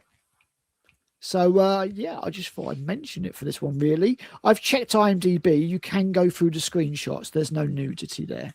I think this got mentioned on a previous Nielsen ratings by Inside Man, because I'm sure I remember some of these shots. I mean, it's like the nuns don't wear nun outfits. They wear these weird sort of bandage type things and do a lot of flagellation and stuff like that. It's not an overly positive on Catholicism film, and it's not as many horror movies are not. Yeah, but it is worthy of note, and not just for all the nudity. I mean, there's more 70s bush in this than most pornos, but it's good to have somebody new in the chat. Hey, Real Nation. I like to call out new people in the chat on this channel. Ew. Yeah, so We're good just to see you here. recommending movies. Yeah, we do a weekly review show, mate. This has been going on for a couple of years now. The Nielsen Go ratings. watch The Invite. We talk about films old and new. We do new films and TV shows first, and then we talk about a couple of older ones. Yeah, this is a horror film. So Stupenzo sent me. It's one of your guys. There you go. Stupenzo sent it. Yeah. So So this is Critic Hour's pick. What would you give this out of 10, mate? Yes, I mean, I'd give this like a 7 out of 10. As a film, it's got some problems, some of which are editing wise, some of which are sound mixing wise, and certainly, I mean, it's always hard to say because it's a Mexican movie. We're watching a dub. Even the English stuff seems to have been dubbed. There is an English actor in it. Right. So it's kind of hard to say because I'm not seeing the original vocal performances, but it's certainly, Mr. Marcos is challenging your rating. Really, at 7? You said you didn't understand any of it, Al. It's not that I didn't understand any of it. It's just it's mental. It's all over the place. It's quite clear what the narrative is. Critic Hour doesn't understand his lady, but he's they still get on. Absolutely, but it is definitely a film.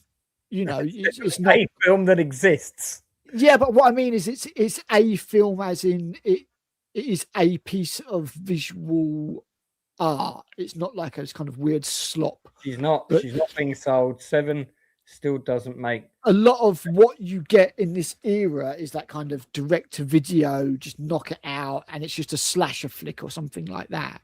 One of the things I like to do when somebody mentions a film like this is I like to see what else have they directed. A lot of the similar kind of stuff, of which some of I've seen. This one's got an interesting poster. Dr. Tar's Torture Dungeon. The newest Edgar Allan Poe horror suspense thriller. I'm pretty sure he wasn't involved in the script of this, but okay. Probably not, no. I mean, that's an exploitation 70s movie poster if I've ever seen one. As I say, at first I thought this was Italian, and then I thought it was Spanish, and then I finally found out it was Mexican, and I'm certainly no connoisseur of Mexican cinema. But yeah, I enjoyed Eduardo. It's not a great film. It's fine to give it a 7. Right. It is a satanic panic film. These two girls get possessed. Satanic panic, is that a genre? I love that. I feel like it is. Yeah, these two girls get possessed. You don't know about chonkers and you don't know about satanic panic. They start blaspheming and stuff like that, and it goes from there, and it's got a copious amount of nudity and blood and stuff thrown in, and then it's that kind of a film, you know, which is the kind of thing that I'll quite happily sort of lap up and watch. But at the same time, you can identify that it's maybe not a great film from a narrative perspective. It's got problems with the lighting and the editing and the sound mixing. You can still identify those things. Yeah. But it can be a film that's worth a watch or a recommendation to people who might enjoy that kind of thing if they are forewarned of what is to come. I would certainly recommend this kind of film to somebody who might enjoy this kind of thing over Simon Says, which is the other film that I watched, which is just awful. Talking of Simon Says, there are approximately 15 movies with that title. Is it the 2006 Crispin Glover one? Or is it 2025? Look for the lowest budget version you can that had a sequel. Okay. So maybe the 2025 one? Yep, sounds about right. Oh my God, the Stephen M. I know Stephen M. Smith, the director. Oh wow, okay. I'll talk about him in a second. It's a shame because I don't have nice things to say about this movie. Well, I mean, Stephen's a nice guy, but I mean, I'll tell you what. I'll tell you the story before you comment, so you don't. Sure. So we met one time, and by this time he'd already got about 20 credits on IMDb, and Pegasus Bridge was in the process of falling apart. And one of his go-to actors is a lovely guy called Tony Fadil, who may even be in this. I'll check the credits in a second. And Tony and I have worked on a couple of projects together. He was also involved in Paratrooper, and he did a play with me. So good guy, really takes his work very seriously, which is what I love about him. Anyway, he introduced me to Stephen M. Smith, and Stephen was like, "So how much money are you looking for Pegasus Bridge then, Lance?" And I was like, "Well, probably between 6 and 9 million quid." You're not going to raise that and all this. And I was like, "Well, yeah, we had raised it, but now we've lost it." And yeah, well, see, like, how many credits you got on IMDb? And I was like 3. And he said, "Yeah, well, I've got 25." And I said, and I went, "Yeah, but like, what kind of movies are they, Stephen?" He went, Look, mate, I know most of them are a load of shit, right? I know most of them are a load of shit, but in 5 years' time, I'm going to have 40 credits on IMDb, and how many are you going to have? And I was like, "I don't know." And he was like, "Yeah, well, so I mean, he knows what he's doing. He's banging out stuff that he can sell to a foreign distributor, make some money, and move on. Most of his films have got a budget of between like £10,000 and £20,000. Yeah, this felt like it. So now I've told you that story. Go ahead. Yeah, sure. I mean, this film it's just not good. So the premise behind the film is you've got 4 people who all get kind of messaged online. Tony's in it. Tony Fadil. Okay. There you go. 4 people who get messaged online to go to they say it's a castle, but it's just a big house basically. And they don't know why they're going there. And then when they get there, they're like, okay, you all get told that you've all got to play in a game, and whoever wins the game gets the house. And that's your setup, although it takes an inordinately a long amount of time to get to that setup. And then they kind of wander around the house aimlessly. One of them finds a board game, and the board game is called Simon Says, and it's like a truth or dare thing. And one of them, like the first card that comes up is like, oh, tell people why you did this, and she doesn't. She goes off and she gets dragged off into a parallel dimension, which is basically just this red filter that gets put over the screen, and killed or not killed or whatever. I don't care. Nobody cares. And that happens to two people. So there's only two people left. And then the film tries to tell you about loads of people that this has happened to in the past because there's only two people left in the film. And it's just, there is a premise there, and you find out about the Simon Says character, but it's all really badly done. It's very badly edited. There's no tension. There's no movement to the film. It's very static. It's very low budget. I feel bad for the actors. They're doing what they can, but there's no material there. It's just like me and Kirsty sometimes watch films and we're like, right, who can find the worst film? And the thing is, like, it's okay if you've made a film that you know is not that great, but at least try and inject some excitement into it, some entertainment into it, and if all those fails, some blood or tits into it.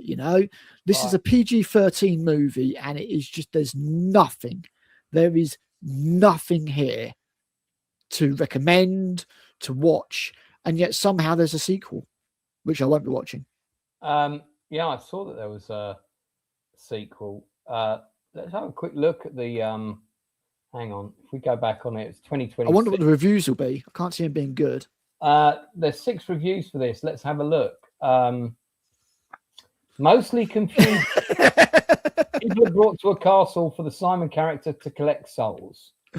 Simon says, sadly, this film did not hold my attention well enough to be able to connect the dots. Poor and boring. There's going to be a fake. Well, there must be a fake 10 out of 10, surely. Normally they have a person who's gone on there and kind of, yeah. You know what? Stephen Smith doesn't care. I don't think he would employ someone to do that. No, maybe not. He's not. Plot holes, storylines that may have been interesting but were dropped. Villain was silly and boring. They never played the game. Not scary, not gory. Characters were two-dimensional. I think it was better skipping the first 20 minutes. Don't get me wrong, it's still bad. Yeah, it's not a good film. It's not a good film at all. Like, there was a film I watched a while ago, which was probably much lower budget, and a bunch of kids, and like they're all playing a board game, and then they start dying one by one.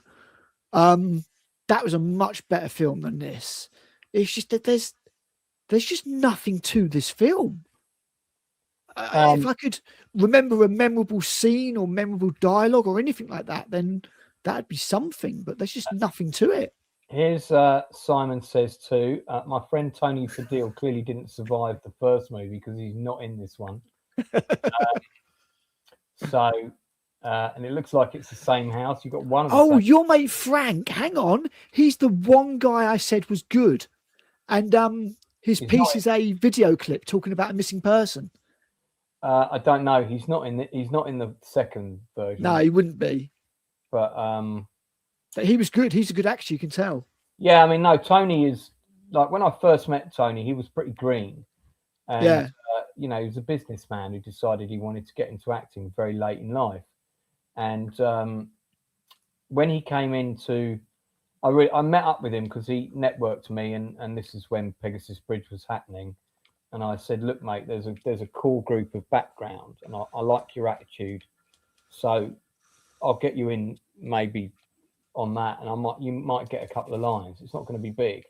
And he was fine with that, because he was quite humble about his abilities when he started out. He knew he was starting out, he knew he took it seriously, and he went to an acting school and stuff. Now he does all kinds of bits and bobs. He's directed, he's done second unit, he's produced, and when he turned up to audition for my play, my casting director Sharon was sort of like, look, you can give Tony an audition, but I don't think he's going to get a part. And unlike all the other actors who turned up, he came in costume. He put together a costume for his character. He put together all the props that were in the script and decided to have them, so that he had the props for whatever scene we gave him to read. He had them in front of him. Nice. And he'd worked on his voice, and he did this, that, and the other. And when we finished there, that's for Paratrooper. That's working for me. When he finished the auditions, I turned to Sharon and I said, "Well, fucking hell, Tony kind of blew us away, didn't he?" And she was like, "Yeah, you should put him in it." And I was like, I was already going to say that unless you disagree with me, and because my casting director kind of always gets final say because she's got her name on it, you know. So I really like him. I mean, I like him. Yeah, he was good in this film. Oh, hang on, is that Tony? So Tony's the one, not the young one. He's the one holding him. Oh, okay. So it's not. He actually has a much bigger part in the film. Then Right. I think he plays the gay man who's been invited to the castle as well. He's one of the main characters in that Right. case. I didn't see him in any of the stills though. So there's Dean Maskell. He looks like him. He So- wears glasses. He's Funny, this Scottish. is in 2016. This is around the time that I met him, and Okay. yeah. So But yeah, he was the best thing about it. I mean, so I can't really blame the actors. They're doing what they can. I mean, how great an actor are you? Not everybody's a great actor at the end of the day. But there's just, like I say, if your movie's not good, at least make it interesting. Throw loads of gore in there. At least try. This film quite just does funny that nothing. You picked that to watch. But what would you? Dare I ask? What would you give it out of? We didn't rate Red Dawn. We don't really need to rate Red Dawn. But what would you give? What would you give these? Well, you said the first one was a 7, right?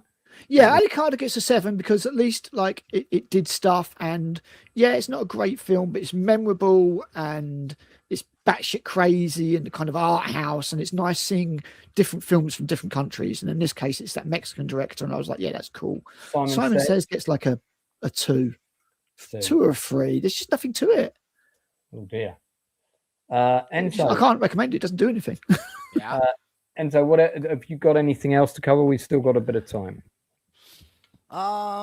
Is there anything else I watched? I mean, I think we've watched some old stuff. I showed a bunch of people Baby's Day Out. Remember that one? Yeah. Oh God, yeah, that film. That movie's so stupid. That's I with like it. Lara Flynn Boyle, and that's kind of like there's gangsters involved and shit. Yep. And Chaz Palminteri and 'Cause- Joey Pants kidnap a stupid baby. didn't this come out? Look who's talking. Was 95. that around this time? Was that No, maybe? this is 95. This is like around the time of the third to Look Who's Talking movie. Okay. Yeah, that's all so long ago. I mean, Home Alone was huge, and we needed violent slapstick movies. So how does a baby beat the shit out of 3 grown men? It's very dumb. yeah, Joe but- Pantoliano sort of made a career of kind of playing characters where he got the shit beaten out of him by children, didn't he? Well, they're doing the Home Alone thing with Joe Pesci. You got these tough guy actors who always play mobsters, and they're in a slapstick comedy. But yeah, the Chaz Palminteri getting his crotch lit on fire scene is hilarious. It's a terrible film, though, isn't it? Let's I be know. honest. It is terrible, but man, there's some great gags in it. I have a cramp in my leg. He's saying as the kid is holding a Zippo. We're getting to the on stage his where balls. doesn't the baby get on like a construction site and on like a steel beam or something? And that and scene is smacking people in the genuinely, face? yeah, it's genuinely terrifying because there's so many scenes where they're like super high up. And oh yeah, not Chaz. I'm sorry, it's Joe Mantegna. My mistake. Yeah, it's Fat Toady from The Simpsons. I wonder what this kid is. I mean, obviously, this baby would be an adult now. What he would be in It his... was 2 twins. I don't think they've That's done right. anything. Yeah, they'd be in their late 20s, early 30s now. So it'd be interesting. I wonder if they. One of them is like super goth kid now. Or Oh, really? Okay. I remember we looked it up. Yeah. What else did we watch? We watched Baby's Day Out and Iron Giant back to back. That was fun. Iron Giant's Giant. That's a obviously- brilliant film. It's like a 10 out of 10, man. It's a Yeah, perfect man. movie. Oh, mate, I The love soundtrack's amazing. Ryan. So good. I got that really early before it was even released in the UK. I got an American imported. That is a great film. That was a movie 9 I out of didn't 10 see. for me all day I long. wanted to see it when it came out in theaters, didn't get around to it, and then I saw it as soon as it came out on DVD. I rented it, and I was like, "This movie's incredible!" Like, there's that specific moment where the movie pivots into like sci-fi horror, Mm. Yeah. where the dent undoes itself and the Iron Giant goes into heavy attack mode. Goes It's into like like he's doing destroy mode and he's goes doing red what eyes. he's It's like, programmed to do. You're like, You see, holy! I he, like, remember vape- reading the he- story, The Iron Giant, when I was at school, and it's quite different from the film. He like but, vaporizes a tank, bro. Yeah, it's a very good film. Very good film. I do love it. I love the style of this animation. Oh, Yeah. absolutely. But specifically, like, not just the 2D line artwork, but something I noticed watching it on like the big screen recently, digital transfer. Like, if you keep scrolling through these images, maybe we'll see an example of it. Like, I want to see like Dean, but like it's not just the line art, but the color of the line art is really great. Like for instance, like Hogarth's little face lines are not, there's no black lines on anybody. So like Hogarth's face lines are like a brown color. Yeah. And his, like with Dean, it's really interesting because Dean wears black. So if you Is look this at the line art, DreamWorks or I can't remember who made this. Warner Vin Brothers Diesel- animation. Vin Diesel did play the Iron Giant. This is Yeah, like this is another his best role. another group role for him. Yeah, and his second best role is Groot, the ones where he doesn't talk a bunch. No, but like if you see Dean, what's cool about Dean is he wears black, and his line art on his clothes is like gray. Just like really cool stuff like that. And also the music's awesome. Michael Kamen did the score, and then the soundtrack itself is like a bunch of great like lesser known 60s late He's 50s. another composer we lost way too young. Oh yes. Michael yeah. Kamen. That was like a pneumonia or something. Yeah, I think Well, it's great because Michael Kamen did all the action stuff like Die Die Hard, Hard. and Lethal Weapon, Yeah. and Last Boy Scout, but this is like his best score, I think. And Mr. Holland's Opus is great too. I couldn't believe that they didn't release a vinyl soundtrack for Die Hard, and you could only get.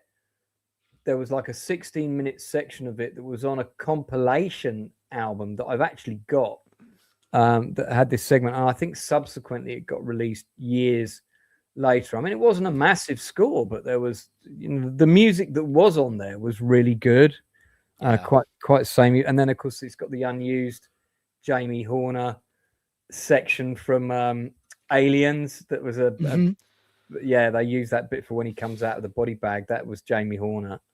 There's that was another guy who died too young. Yeah. Plane crash. Yeah, he was my favorite composer. He could be quite samey, but I still absolutely, I mean, the cool thing about this movie, just like Emperor's New Groove, is if they did it live action at the same time, you would have had the same exact cast. The cast would have been the same.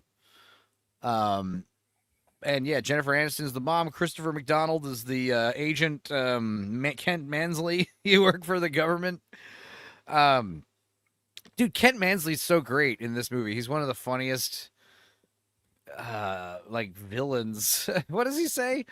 Like when he finds his car has been bitten in half, he comes back to his car and he's like, "Biggest thing in this town is probably the homecoming queen. Oh my god!" And he realizes his car is bitten in half. And he's like, Hog? Hogarth Hughes! It's been a long time since I've seen this film. I might have to check it out again. Oh, man, it's so perfect. Is it really 1999? Bloody hell. That's, I mean, great year, dude. It's my favorite year for movies, man. It's all bangers. But it didn't, Al, this was a movie that didn't come out in the UK until sometime later.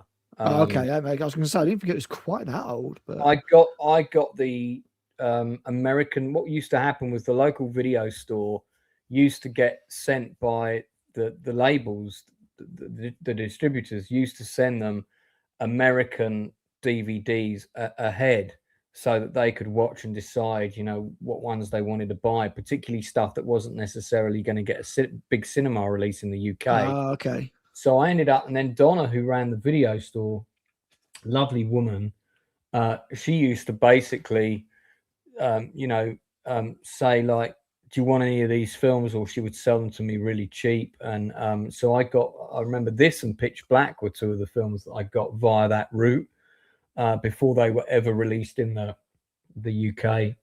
I saw Pitch Black before everybody else. obviously it had been out in the States. Pitch Black I saw randomly in the theater when it first came out, like in select theaters. I drove all the way to the east side of El Paso to go watch it, and I was like, this movie rocks. Yeah, I got to see it on the big screen again when it came out because I decided I wanted to see it on the big screen. I think I went with my then girlfriend, and it scared the crap out of her. But yeah, Iron Giant. I mean, it's a straight 10 out of 10 movie, isn't it? Yeah, I don't give 10 out of 10s often, but both this and The Incredibles for me are 10 out of 10s, man. Oh, man. 10 out of 10, a perfect film. This is as close to it as I could possibly get, I reckon. Yeah. Yeah. I mean, I don't like giving 10 out of 10s because that says to me that the film is absolutely perfect, but it's like very up. It's like 9.8 or something stupid like that. It's really, really, really good. Talking of wrong with it. Anniversaries, because it's the anniversary of Red Dawn being released on this day 42 years ago. Good God, do you know what it's also the anniversary of today? Also to do with film. Today is August 11th. It is indeed August 11th. I don't know. Well, on August 11th, 2014. Wait. 2014. We lost one of the most important, iconic film actors of his generation. Again, I would argue taken too young. I would argue also probably still have many a good performance to give us, and that would be Robin Williams. Oh shit! Yeah. And there's been a lot of posts about him today on social media and quotes and things like that, and it's funny because somebody posted a picture on the London Underground or subway for those American people watching. You often get these quotations posted on these write and whiteboards. All on board, it's called, and you'll see little quotations that the London Underground staff have written. They're always like something meaningful or upbeat to sort of lift your spirits. And there was a massive one that was written about Robin Williams today and all the films that he gave us and stuff like that. And that post went viral. I'm trying to find it now. It's buried among many other Robin Williams posts that have come since. But God, what a fantastic actor, and what an amazing legacy of work. I mean, God, he was incredible loss. That really hurt, that one. I remember being on the subway, again, tube, and when that news broke, and I had to take a ride home. I think I can't remember where I was, but maybe rehearsals or something like that. When that news broke, I remember everybody on the tube was so sad. You could just see it. Yeah, I couldn't tell you where I was when I found out, actually. Being completely honest. See, the energy of everybody was just like, everybody was like, oh, and I knew that was the reason, because he was so, Robin Williams was, so beloved. Oh, yeah. You got and so funny. I don't know if you saw his stand-up, but he was so good. I would have loved to have been Robin Williams' cocaine dealer in the 80s. I would have made a shitload of money. Yeah. I would love how he'd always do stand-up special. He'd have like 12 water bottles on a stool, and he'd just grab them randomly and just constantly drinking. Yeah, it was like Freddie Mercury when he plays. He's got all these random drinks all over the piano, random beers and waters and stuff. Yeah, we actually rewatched Jumanji not long ago, like a week or two ago. So it's weird that he coming up on that anniversary. But yeah, Jumanji, man, that's the one thing that loves. It's not because of Robin Williams, David Alan Grier also, but that movie's so funny. Yeah. Yeah, Jumanji's a good film. I was working at the cinema when that was on. I was working at the cinema when this movie was on. Good Morning Vietnam. I mean, and also J.T. Walsh. J.T. Walsh, another. He died young too. Yeah, he died young of a heart attack right after he shot The Negotiator, because I think The Negotiator was dedicated to him. Well, the thing is, Williams is one of those actors that always used to ad-lib so much. I know. He just have people just cracking up on the set, I mean, I would have been one of those actors or directors that would have been like, all right, Robin, like, just do one take, please. This is written for the love of Christ. Yeah, rein I it love in. how like there is the joke how like if Robin Williams if he's clean shaven, he's gonna be funny Robin Williams. If he has a beard, he's gonna be serious. Dramatic Serious accent. Robin Williams. Yeah. My favorite, mean, one of my favorite Robin Williams movies that it doesn't get nearly enough love is World's Greatest Dad. That's so twisted. I don't know. I think I've actually seen that one. I don't think I've seen It's that. written and directed by Bobcat Goldthwait and Oh, starring my Robin God. Williams and the kid from Spy Kids. And I don't want to tell you anything other than that, except it's very twisted and dark and very sadistically hilarious. Never heard of that film. Literally. World's Greatest Dad, dude. Go check it out, man. It's so fucked up. It's especially Crazy. for like Robin Williams. It's one of his way more darker, twisted movies. Yeah, I mean, if you're talking about dark for Robin Williams, the one I would think of would be like 1 Hour Photo It's or just, something yeah, like that. I mean the whole 1 hour. 1 hour photo. Oh, and it actually is aged pretty poorly because it's like centered around a suicide by hanging. The whole joke. Oh, damn. Yeah. I didn't think of that. That's aged very badly. I mean, my favorite great. performance of his is probably still Dead Poets Society. I love that movie as well. Peter Weir, great director. You've also got Robert Sean Leonard in the performance that launched his career. You've got Ethan Hawke doing his third or fourth film, but still amazing young Ethan Hawke in it. And I think I've got to go with Good Will Hunting. That monologue he gives yeah. is just amazing. I need to watch that film again. I need to watch Good Will. The monologue he gives to Matt Damon's character, Yeah. Will, about like, you know, you haven't lived, you haven't been there, you haven't experienced anything. It's the delivery on it is just chef's kiss, man. It is so good. I need to watch Good Will Hunting again because I've only seen Good Will Hunting once, and that's when I saw it at the cinema. It's a good one. The Fisher King's pretty good. Fisher King is superb, and I got to meet Terry, what's his name, the director, several times because he used to live up the road from me. And when I say up the road, I mean in the big rich house on top of the hill, whereas I lived down with the Minions. But he would go to the same video store that I told you about. He was a member, and I would bump into him there all the time, Terry Gilliam. And he would always chat to me, you know, because I'd tell him I was a filmmaker and we'd talk about stuff. And he would just say to me, like, I've spent so much of my life trying to raise money for projects that have gone wrong. And oh, really? I mean, you wouldn't have crowdfunding back then and stuff, I suppose. No, he was talking about things like Don Quixote, you know, that film. Yeah. And he eventually did get it made. Yeah, but it was, yeah. I mean, Terry Gilliam, man, he's got such a, you know, Brazil's one of my favorite movies of all time. That's another. I love Brazil, man. Yeah. You know what? Brazil would be a good movie to do a Chula. Yeah. That's a film you can't remake, I think. I think it is. No. I just don't think 1984 was a warning of what's to come, and Brazil was a satire of what we're living through currently. I think there would be room to make a series set in that world, potentially. Yes, if you had a really good writer, if you went for the same production design aesthetic, including it'd have to have that same tone, you know. Same tone, same institutions, all of that. But yeah, don't try and remake the movie. But maybe a mini series, maybe a 6-part. They tried Time Bandit, so I'm not sure they're going to try Brazil anytime soon. Yeah, so, I wouldn't be worried. I would be worried if I saw they're remaking or revamping Brazil. Just rewatch Brazil. It's one of those movies that, like, you watch. I remember watching Brazil as a kid, thinking, "Oh, that was all right." Michael Kamen did the music for that one too.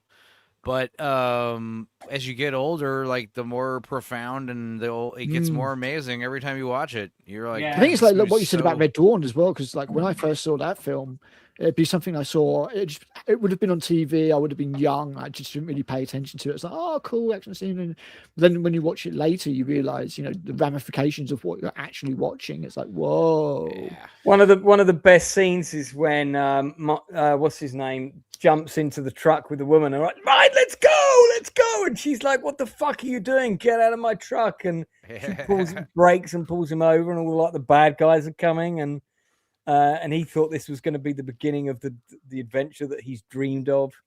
It's such a clever movie. The ending as well is pretty you can interpret it. You can interpret it as a happy ending if you want, but it's obviously not. No. The other good Robin Williams performance. Oh yeah, no, I was gonna say with the Fisher King and many other Robin Williams movies, I always think, especially with the Fisher King, but like, yeah, you think about Good Morning Vietnam and these other, like, how different would these movies be if it was a different actor in them? Oh, for sure. Vastly. I mean, if you want to look at that, look at something like the Aladdin films. As soon as Robin Williams wasn't the genie, it was just, I mean, I know Dan Castanella did the best he could, but it wasn't the same. Yeah, and you have to understand, like, whole lines and moments would not be there because a lot of that's improv. Like I said, yeah, he probably ad-libbed more than maybe any other actor, I reckon. Do you guys remember maybe Bill Murray or something like that? But do you guys remember Awakenings that he did? Yeah, I said Robert Awakenings earlier. That's a good one, man. Oh my God, such a good. I saw that with a packed out cinema, Odeon Leicester Square. I still got the ticket for it. And that was such a powerful, emotional film. We were robbed of some performances as well, because I think, absolutely, as he got to that stage of his career, he would have really started to deliver some. But if you rewatch Awakenings, and it's a timeless movie, you could watch it 50 years from now, and it would still be just as good. If you listen to the voice of the nurse, that is the actress who does Marge Simpson in The Simpsons in one of her rare acting on screen roles, because she doesn't really need to do much other stuff now. She does. Marge Simpson makes a comeback. No, I mean that's I heard that was apparently hitting its 38th year, and I'm like, that's insane. Yeah, bonkers stuff. I mean, I don't know what the record for longest serial is, but that's got to be close. There's got to be a couple of Williams films that I actually haven't seen. I mean, I've not seen Father of the Year or Dad of the Year. Or whatever I haven't. I don't think I've seen World's Greatest Dad. Yeah, World's Greatest Dad. Is super. Was he in the one where he becomes a snowman to placate his kid he's died, and he becomes a snowman? Was Jack Frost? It's not Jack Frost. Jack Frost is the horror version of it, if I remember correctly. But there's a non-horror one with Michael Keaton also. Oh, I'm thinking of the Michael Keaton. Movie. Jumanji's. I was gonna say Jumanji, but Bicentennial Man. Birdcage is obviously fantastic. Yeah. We watched that recently. You got Patch Adams. I love Popeye. Robert Altman's Popeye movie. 1 Hour Photo is probably. I think 1 Hour Photo is Robin Williams like acting the most out of his. Oh yeah, he's downright sinister in that film, dude. Have you seen? Same thing with Insomnia? What Dreams May Come? Yeah, that was I watched that movie right when that movie came out right when I first started taking mushrooms, so that was pretty cool. Yeah, I really feel like I should do a Chew the Fat, top 3 Robin Williams movies, and we should pick. You know what I loved about? We were talking about Mrs. Doubtfire, and like the things that I love about Mrs. Doubtfire. I mean, obviously, when you're younger, it's all the funny voices he does, But when you're older, you're like, dude, he's so drunk at that final dinner. Scene, like you don't realize as a kid, like, dude, he's had 4 double scotches. Like he is hammered when he's doing all the constant changing back and forth. And the other thing I love is Pierce Brosnan's character, because they were originally going to make make him a villain. Like it turns out he's a greedy land developer or something. He's a mustache twirler. He doesn't really care about the kids. I didn't know that. But of course they changed that. They're like, no, he's just a great guy. He's like an upgrade to Daniel Hillard in every possible aspect. He's rich. He's good looking. He's invested in the wife and the kids. He's a charmer. I think that works better, man. Yes, I think that works a lot better. And the other thing they were trying to do was they let go. They didn't fire him, but the original script they took the original script from the original writer, and they had several other writers try to retool it where the parents get back together. And then Robin Williams and everybody else were like, it's better that they don't get back together because you're 100%. Going to give kids this false hope who watch it with divorced parents that their parents would get back together. Which is what happens in Liar, isn't it? So they eventually went back to the original writer and they stuck with his script. That's a lot because better, it is I think, better. yeah. It is better that Daniel Hillard, you know, he's being replaced by a solid upgrade. For sure. Stuart Dunmire is a great guy. He's a good guy, and that's what makes it worse. And then Yeah. the fact that he is, you know, like his parents don't get back together. And the other thing that's interesting when you're younger, when the judge at the end is like saying, Daniel Hillard, you can only have supervised visits once a week with your children. And you're like, oh, that mean judge, that bad guy. And then when you're an adult, you're like, dude, he's lucky he's not going to prison. Yep. He's lucky. He's actually being pretty lenient, honestly, all things considering. For sure, yeah. And that's what makes Daniel Hillard great. He is a flawed character, you know. I mean, as you used to say, when you're a kid, it's all about the creme blancmange on the face and all that kind of stuff, and the voices and all that kind of nonsense. But that's one of the great things about Mrs. Doubtfire, is that it's a film that works on several levels, and it's something you can identify with no matter what your age is, I think, you know. This is Flubber, this one, right? Yeah, we have a rewatch that for wasn't so Flubber. great. He tried, but it wasn't so great. Yeah, I remember that being a bit naff. I mean, yeah, there's so many. We watched the Fairy Tale Theater Frog Prince episode with him when he's the little frog guy, especially when he's in frog makeup. Super weird. Yeah. And he was a total geek as well, you know, complete sort of nerd and stuff like that, but didn't, you know, nearly ended up being Hagrid. He was in the running for Hagrid with Harry Potter's. He could have played Hagrid. I could see that. Yeah, it would have been interesting. I think Coltrane was great, but I mean, I honestly think that Robin Williams could do anything he set in mind to, if I'm being completely honest with you. Yeah. Mork and Mindy was a really popular show in our house, actually, and never really watched it, if I'm being honest. I was one of those American cornerstones that I never. It was Saturdays. It was played in the late 70s. I think it was like ITV1. He was an alien, wasn't he? Saturdays 5 o'clock. He's an alien, basically. Yeah. And the show always began and ended with him like calling Orson and learning his like moral lesson of the week from being with mankind. I think my family all kind of loved this show because it was always on whenever it was on. Is that Insomnia? Is that Insomnia with Al Pacino? Yeah.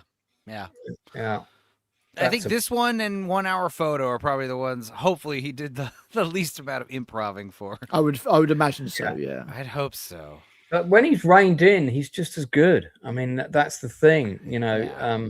I think people obviously hired him a lot to get him to play big characters because that's what he could do. But he was just as good reined in. The more he kind of played something straight, the better he was. I do have the feeling that he was the one who got the Evangelion into 1 Hour Photo, though, because there's no way that kid would be talking about that like that.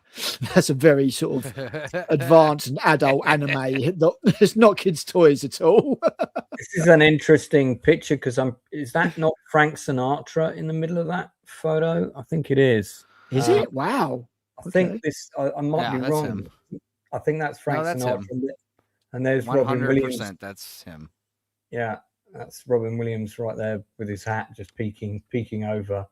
I mean, I'd be interested to know how many people are still left around from this picture. I don't even know what this is from, but some variety hour show. Yeah. So some kind of pre-Saturday This night. looks like the guy Maury who did Maury's wigs in Goodfellas. It's not him, but it looks like it on the end. Yeah, what a great actor and great comedian. Stand-up's hilarious. Just massive loss for the entertainment world.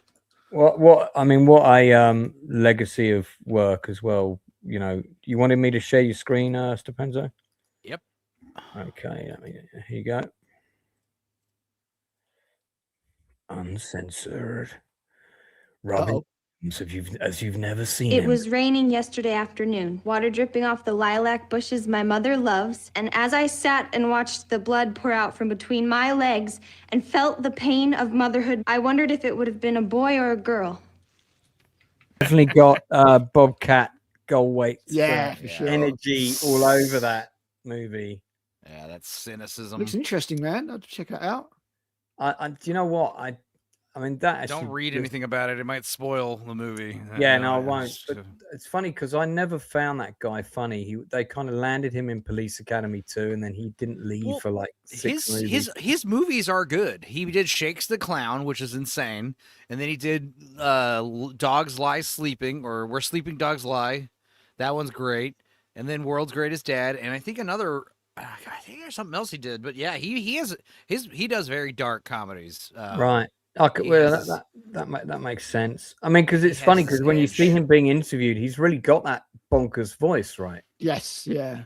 That was the thing, is that was all he became, was just making noises and being almost like a animal from the he was like a parody of himself, and he was the same in every film. Yeah. The only movie I really liked him we watched Freaks, and he's the sock man. He's so good. Yeah.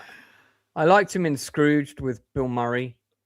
Well, Shakes the Clown he stars in, and I think that's really great because he wrote, directed, and starred in it. And Shakes the Clown is about a party clown who works for birthdays for little kids, and he's a full-blown alcoholic. And it's really a movie about alcoholism, but it's this twisted, super weird world where like clown people hang out with each other. And Robin Williams is in it briefly in the mime school. He's the mime guy. So they must have been good friends on Sleeping Dogs Lie. That was one of the ones. Yeah. Oh, he's directed a lot of stuff. Jeez.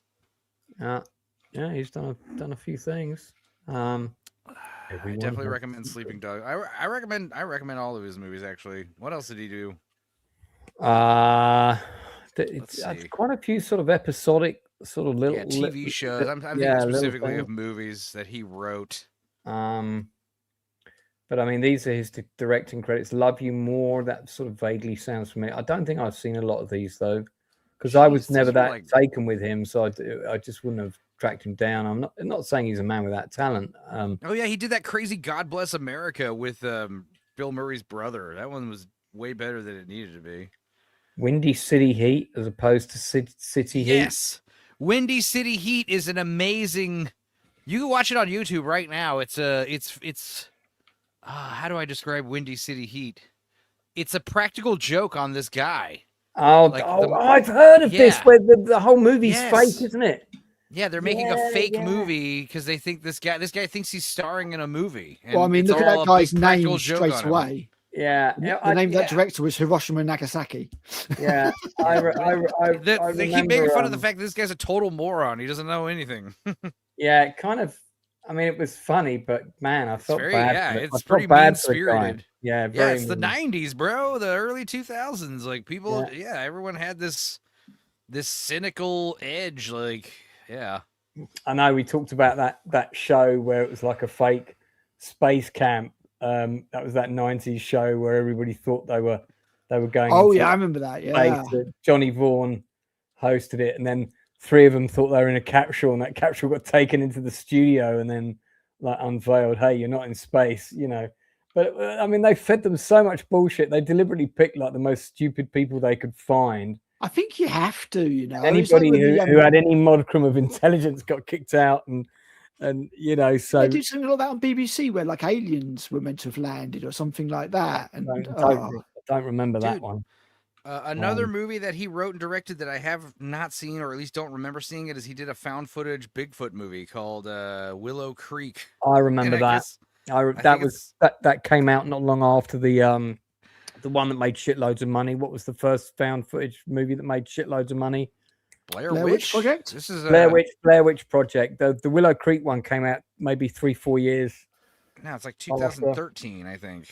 Was it as late as that? Really? Yeah. I do remember you might be thinking of another Bigfoot found footage movie. In my head, they were going to make another Blair Witch film. I mean, like, you had the fourth kind. Well, they did a sequel, and the sequel was utterly appalling.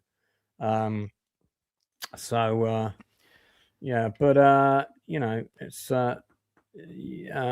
anyway. Oh yeah, Sparkles. I do know about the guy from Windy City Heat. His whole existence is sad. It's crazy.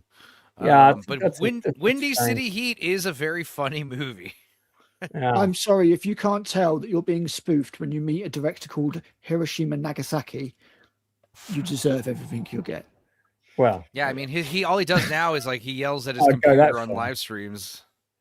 So, well, we're gonna start to wrap things up. I've got 2 industry interviews this week. Enzo, I don't suppose you've done me the poster for the other one, have you? The thumbnail for the Hayden Hewitt one?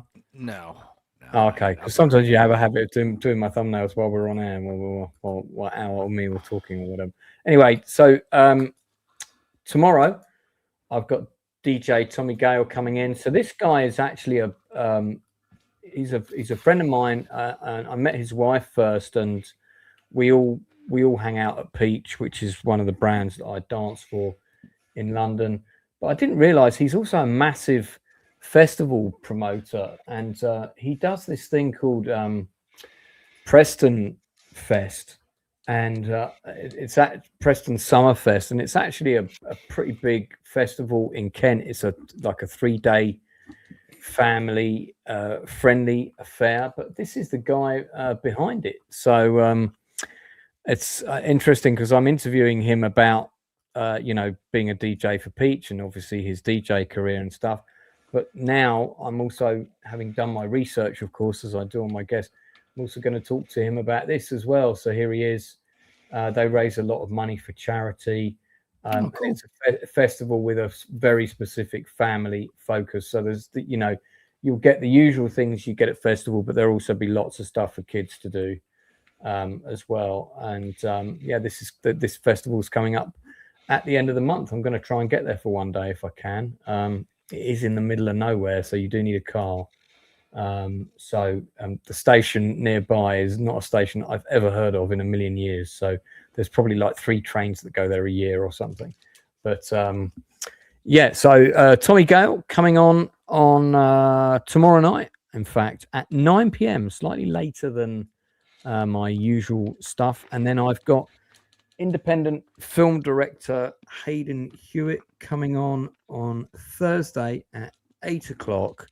That's an hour before open bar, so I think we'll be done by the time open bar has finished. Hayden Hewitt, like myself, is an indie film director, exactly the sort of people that I love to support.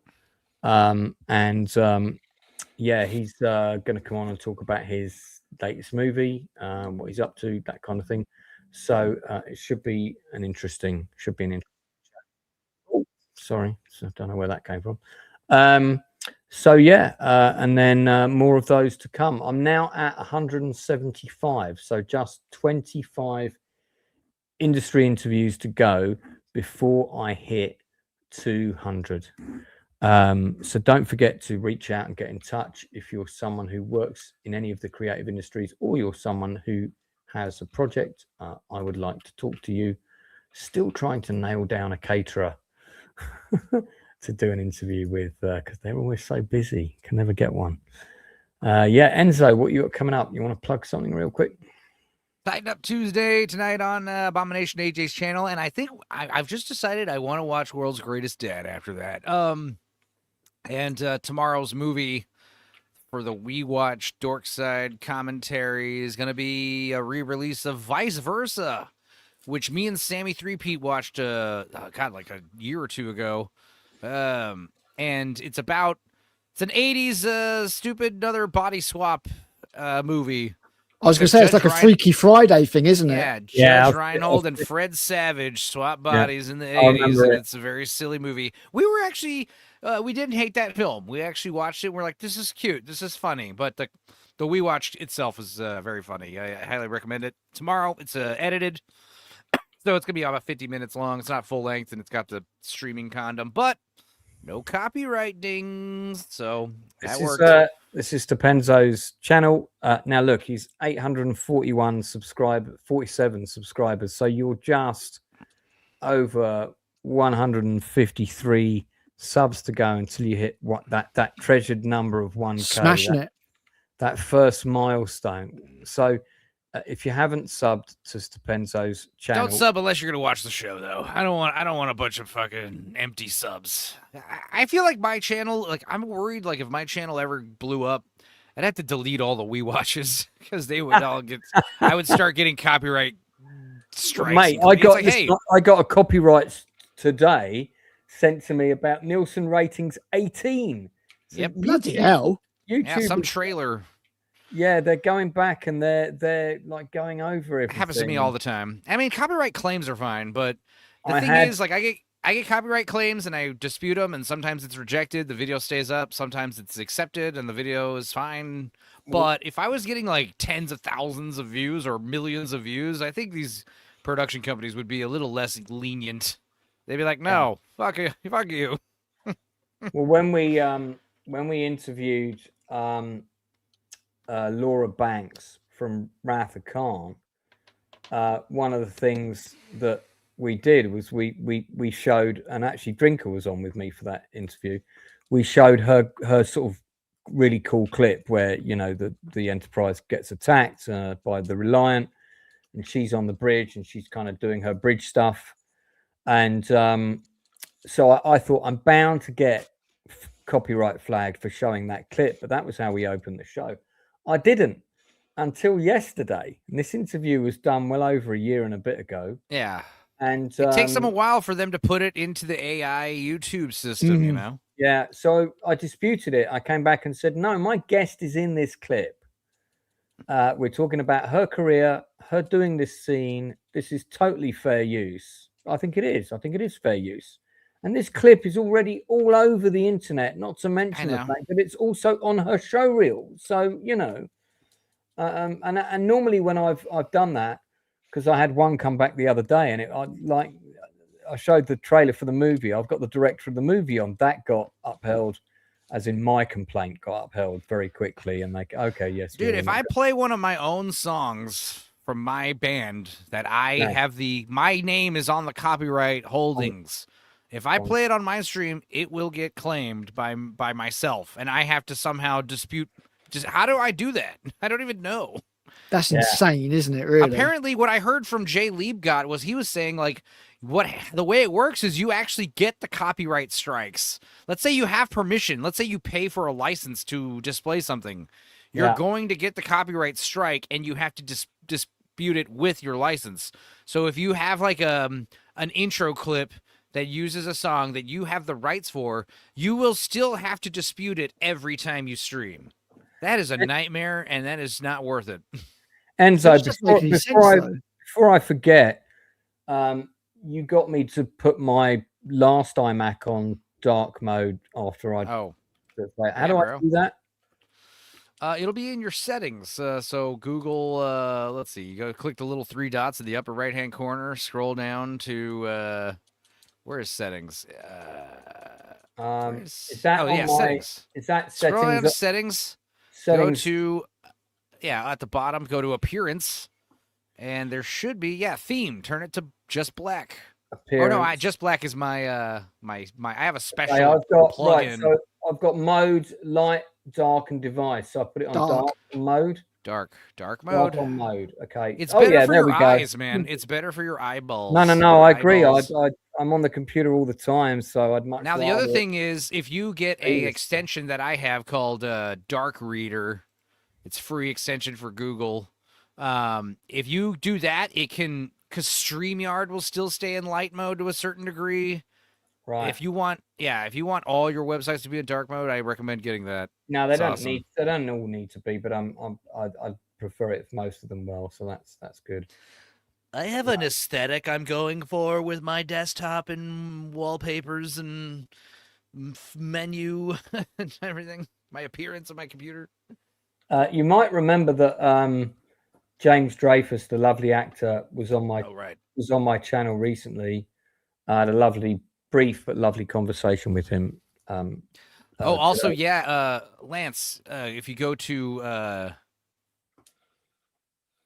hold on, before we do that, let me I want to make sure you guys computer settings. Wow, we're getting Enzo, you're getting cut up here, mate. Oh, sorry. It's because I'm opening my settings. If you open up your computer settings and go to personalization, you can set your whole computer in dark mode also. Let me show this quickly. So if I'm going to stand there 18 hours in a dress of an iconic Disney princess, I deserve to be paid for every hour that it is streamed online.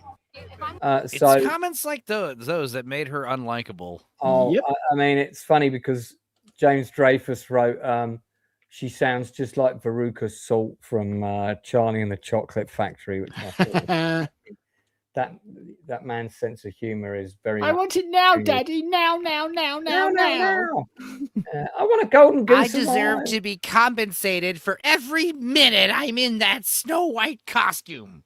Yeah. So, yeah. All right. Well, we've gone well over I'm time. just picturing cutting to Doug Jones in like a makeup chair in like hour Yeah, 7 of getting like exactly. some prosthesis on. He's just staring at her like silently, like. Okay. So, are you saying I should put something else on dark mode somewhere else? What was that? I've Well, done just it. if you want to, you can have everything on Yeah, dark mode. your It's- whole it's up to I've done it you. on my everything in dark browser. Where would I go? This would be on Chrome somewhere. I would do it. Is that what you're saying? Are you on a Mac? I'm on a Mac. Yeah. Yeah, go to your Mac settings. I think it's called System Preferences or whatever the hell it's called. I'm trying to find that. Just Google dark mode Mac. It'll help you. It'll figure it out later. System do it after the settings. I've show's got it. over. I got it. System settings. Yeah, somewhere. Maybe and there's then- a search bar and you could just type in the word dark and see if it would pull it up. Hold on. Yeah, dark. Let me put dark mode in the search bar and see what happens. It says appearance, so that's come up. Go to appearance. Go to Here. change it to Okay. Then dark. there's light, dark, and auto. Okay, so I'm gonna select light, dark. Sorry, and then there's no save button for it, so I guess it's just done if I select it, right? Yep. Okay, cool. All right, good. Thanks, guys. That should help my eyes a little bit because I do get very tired. There's so- a reason why I wear the stupid sunglasses, because I'm. Yeah, no, dude. Me too. You don't want to be Especially- cooking your eyeballs with those rays.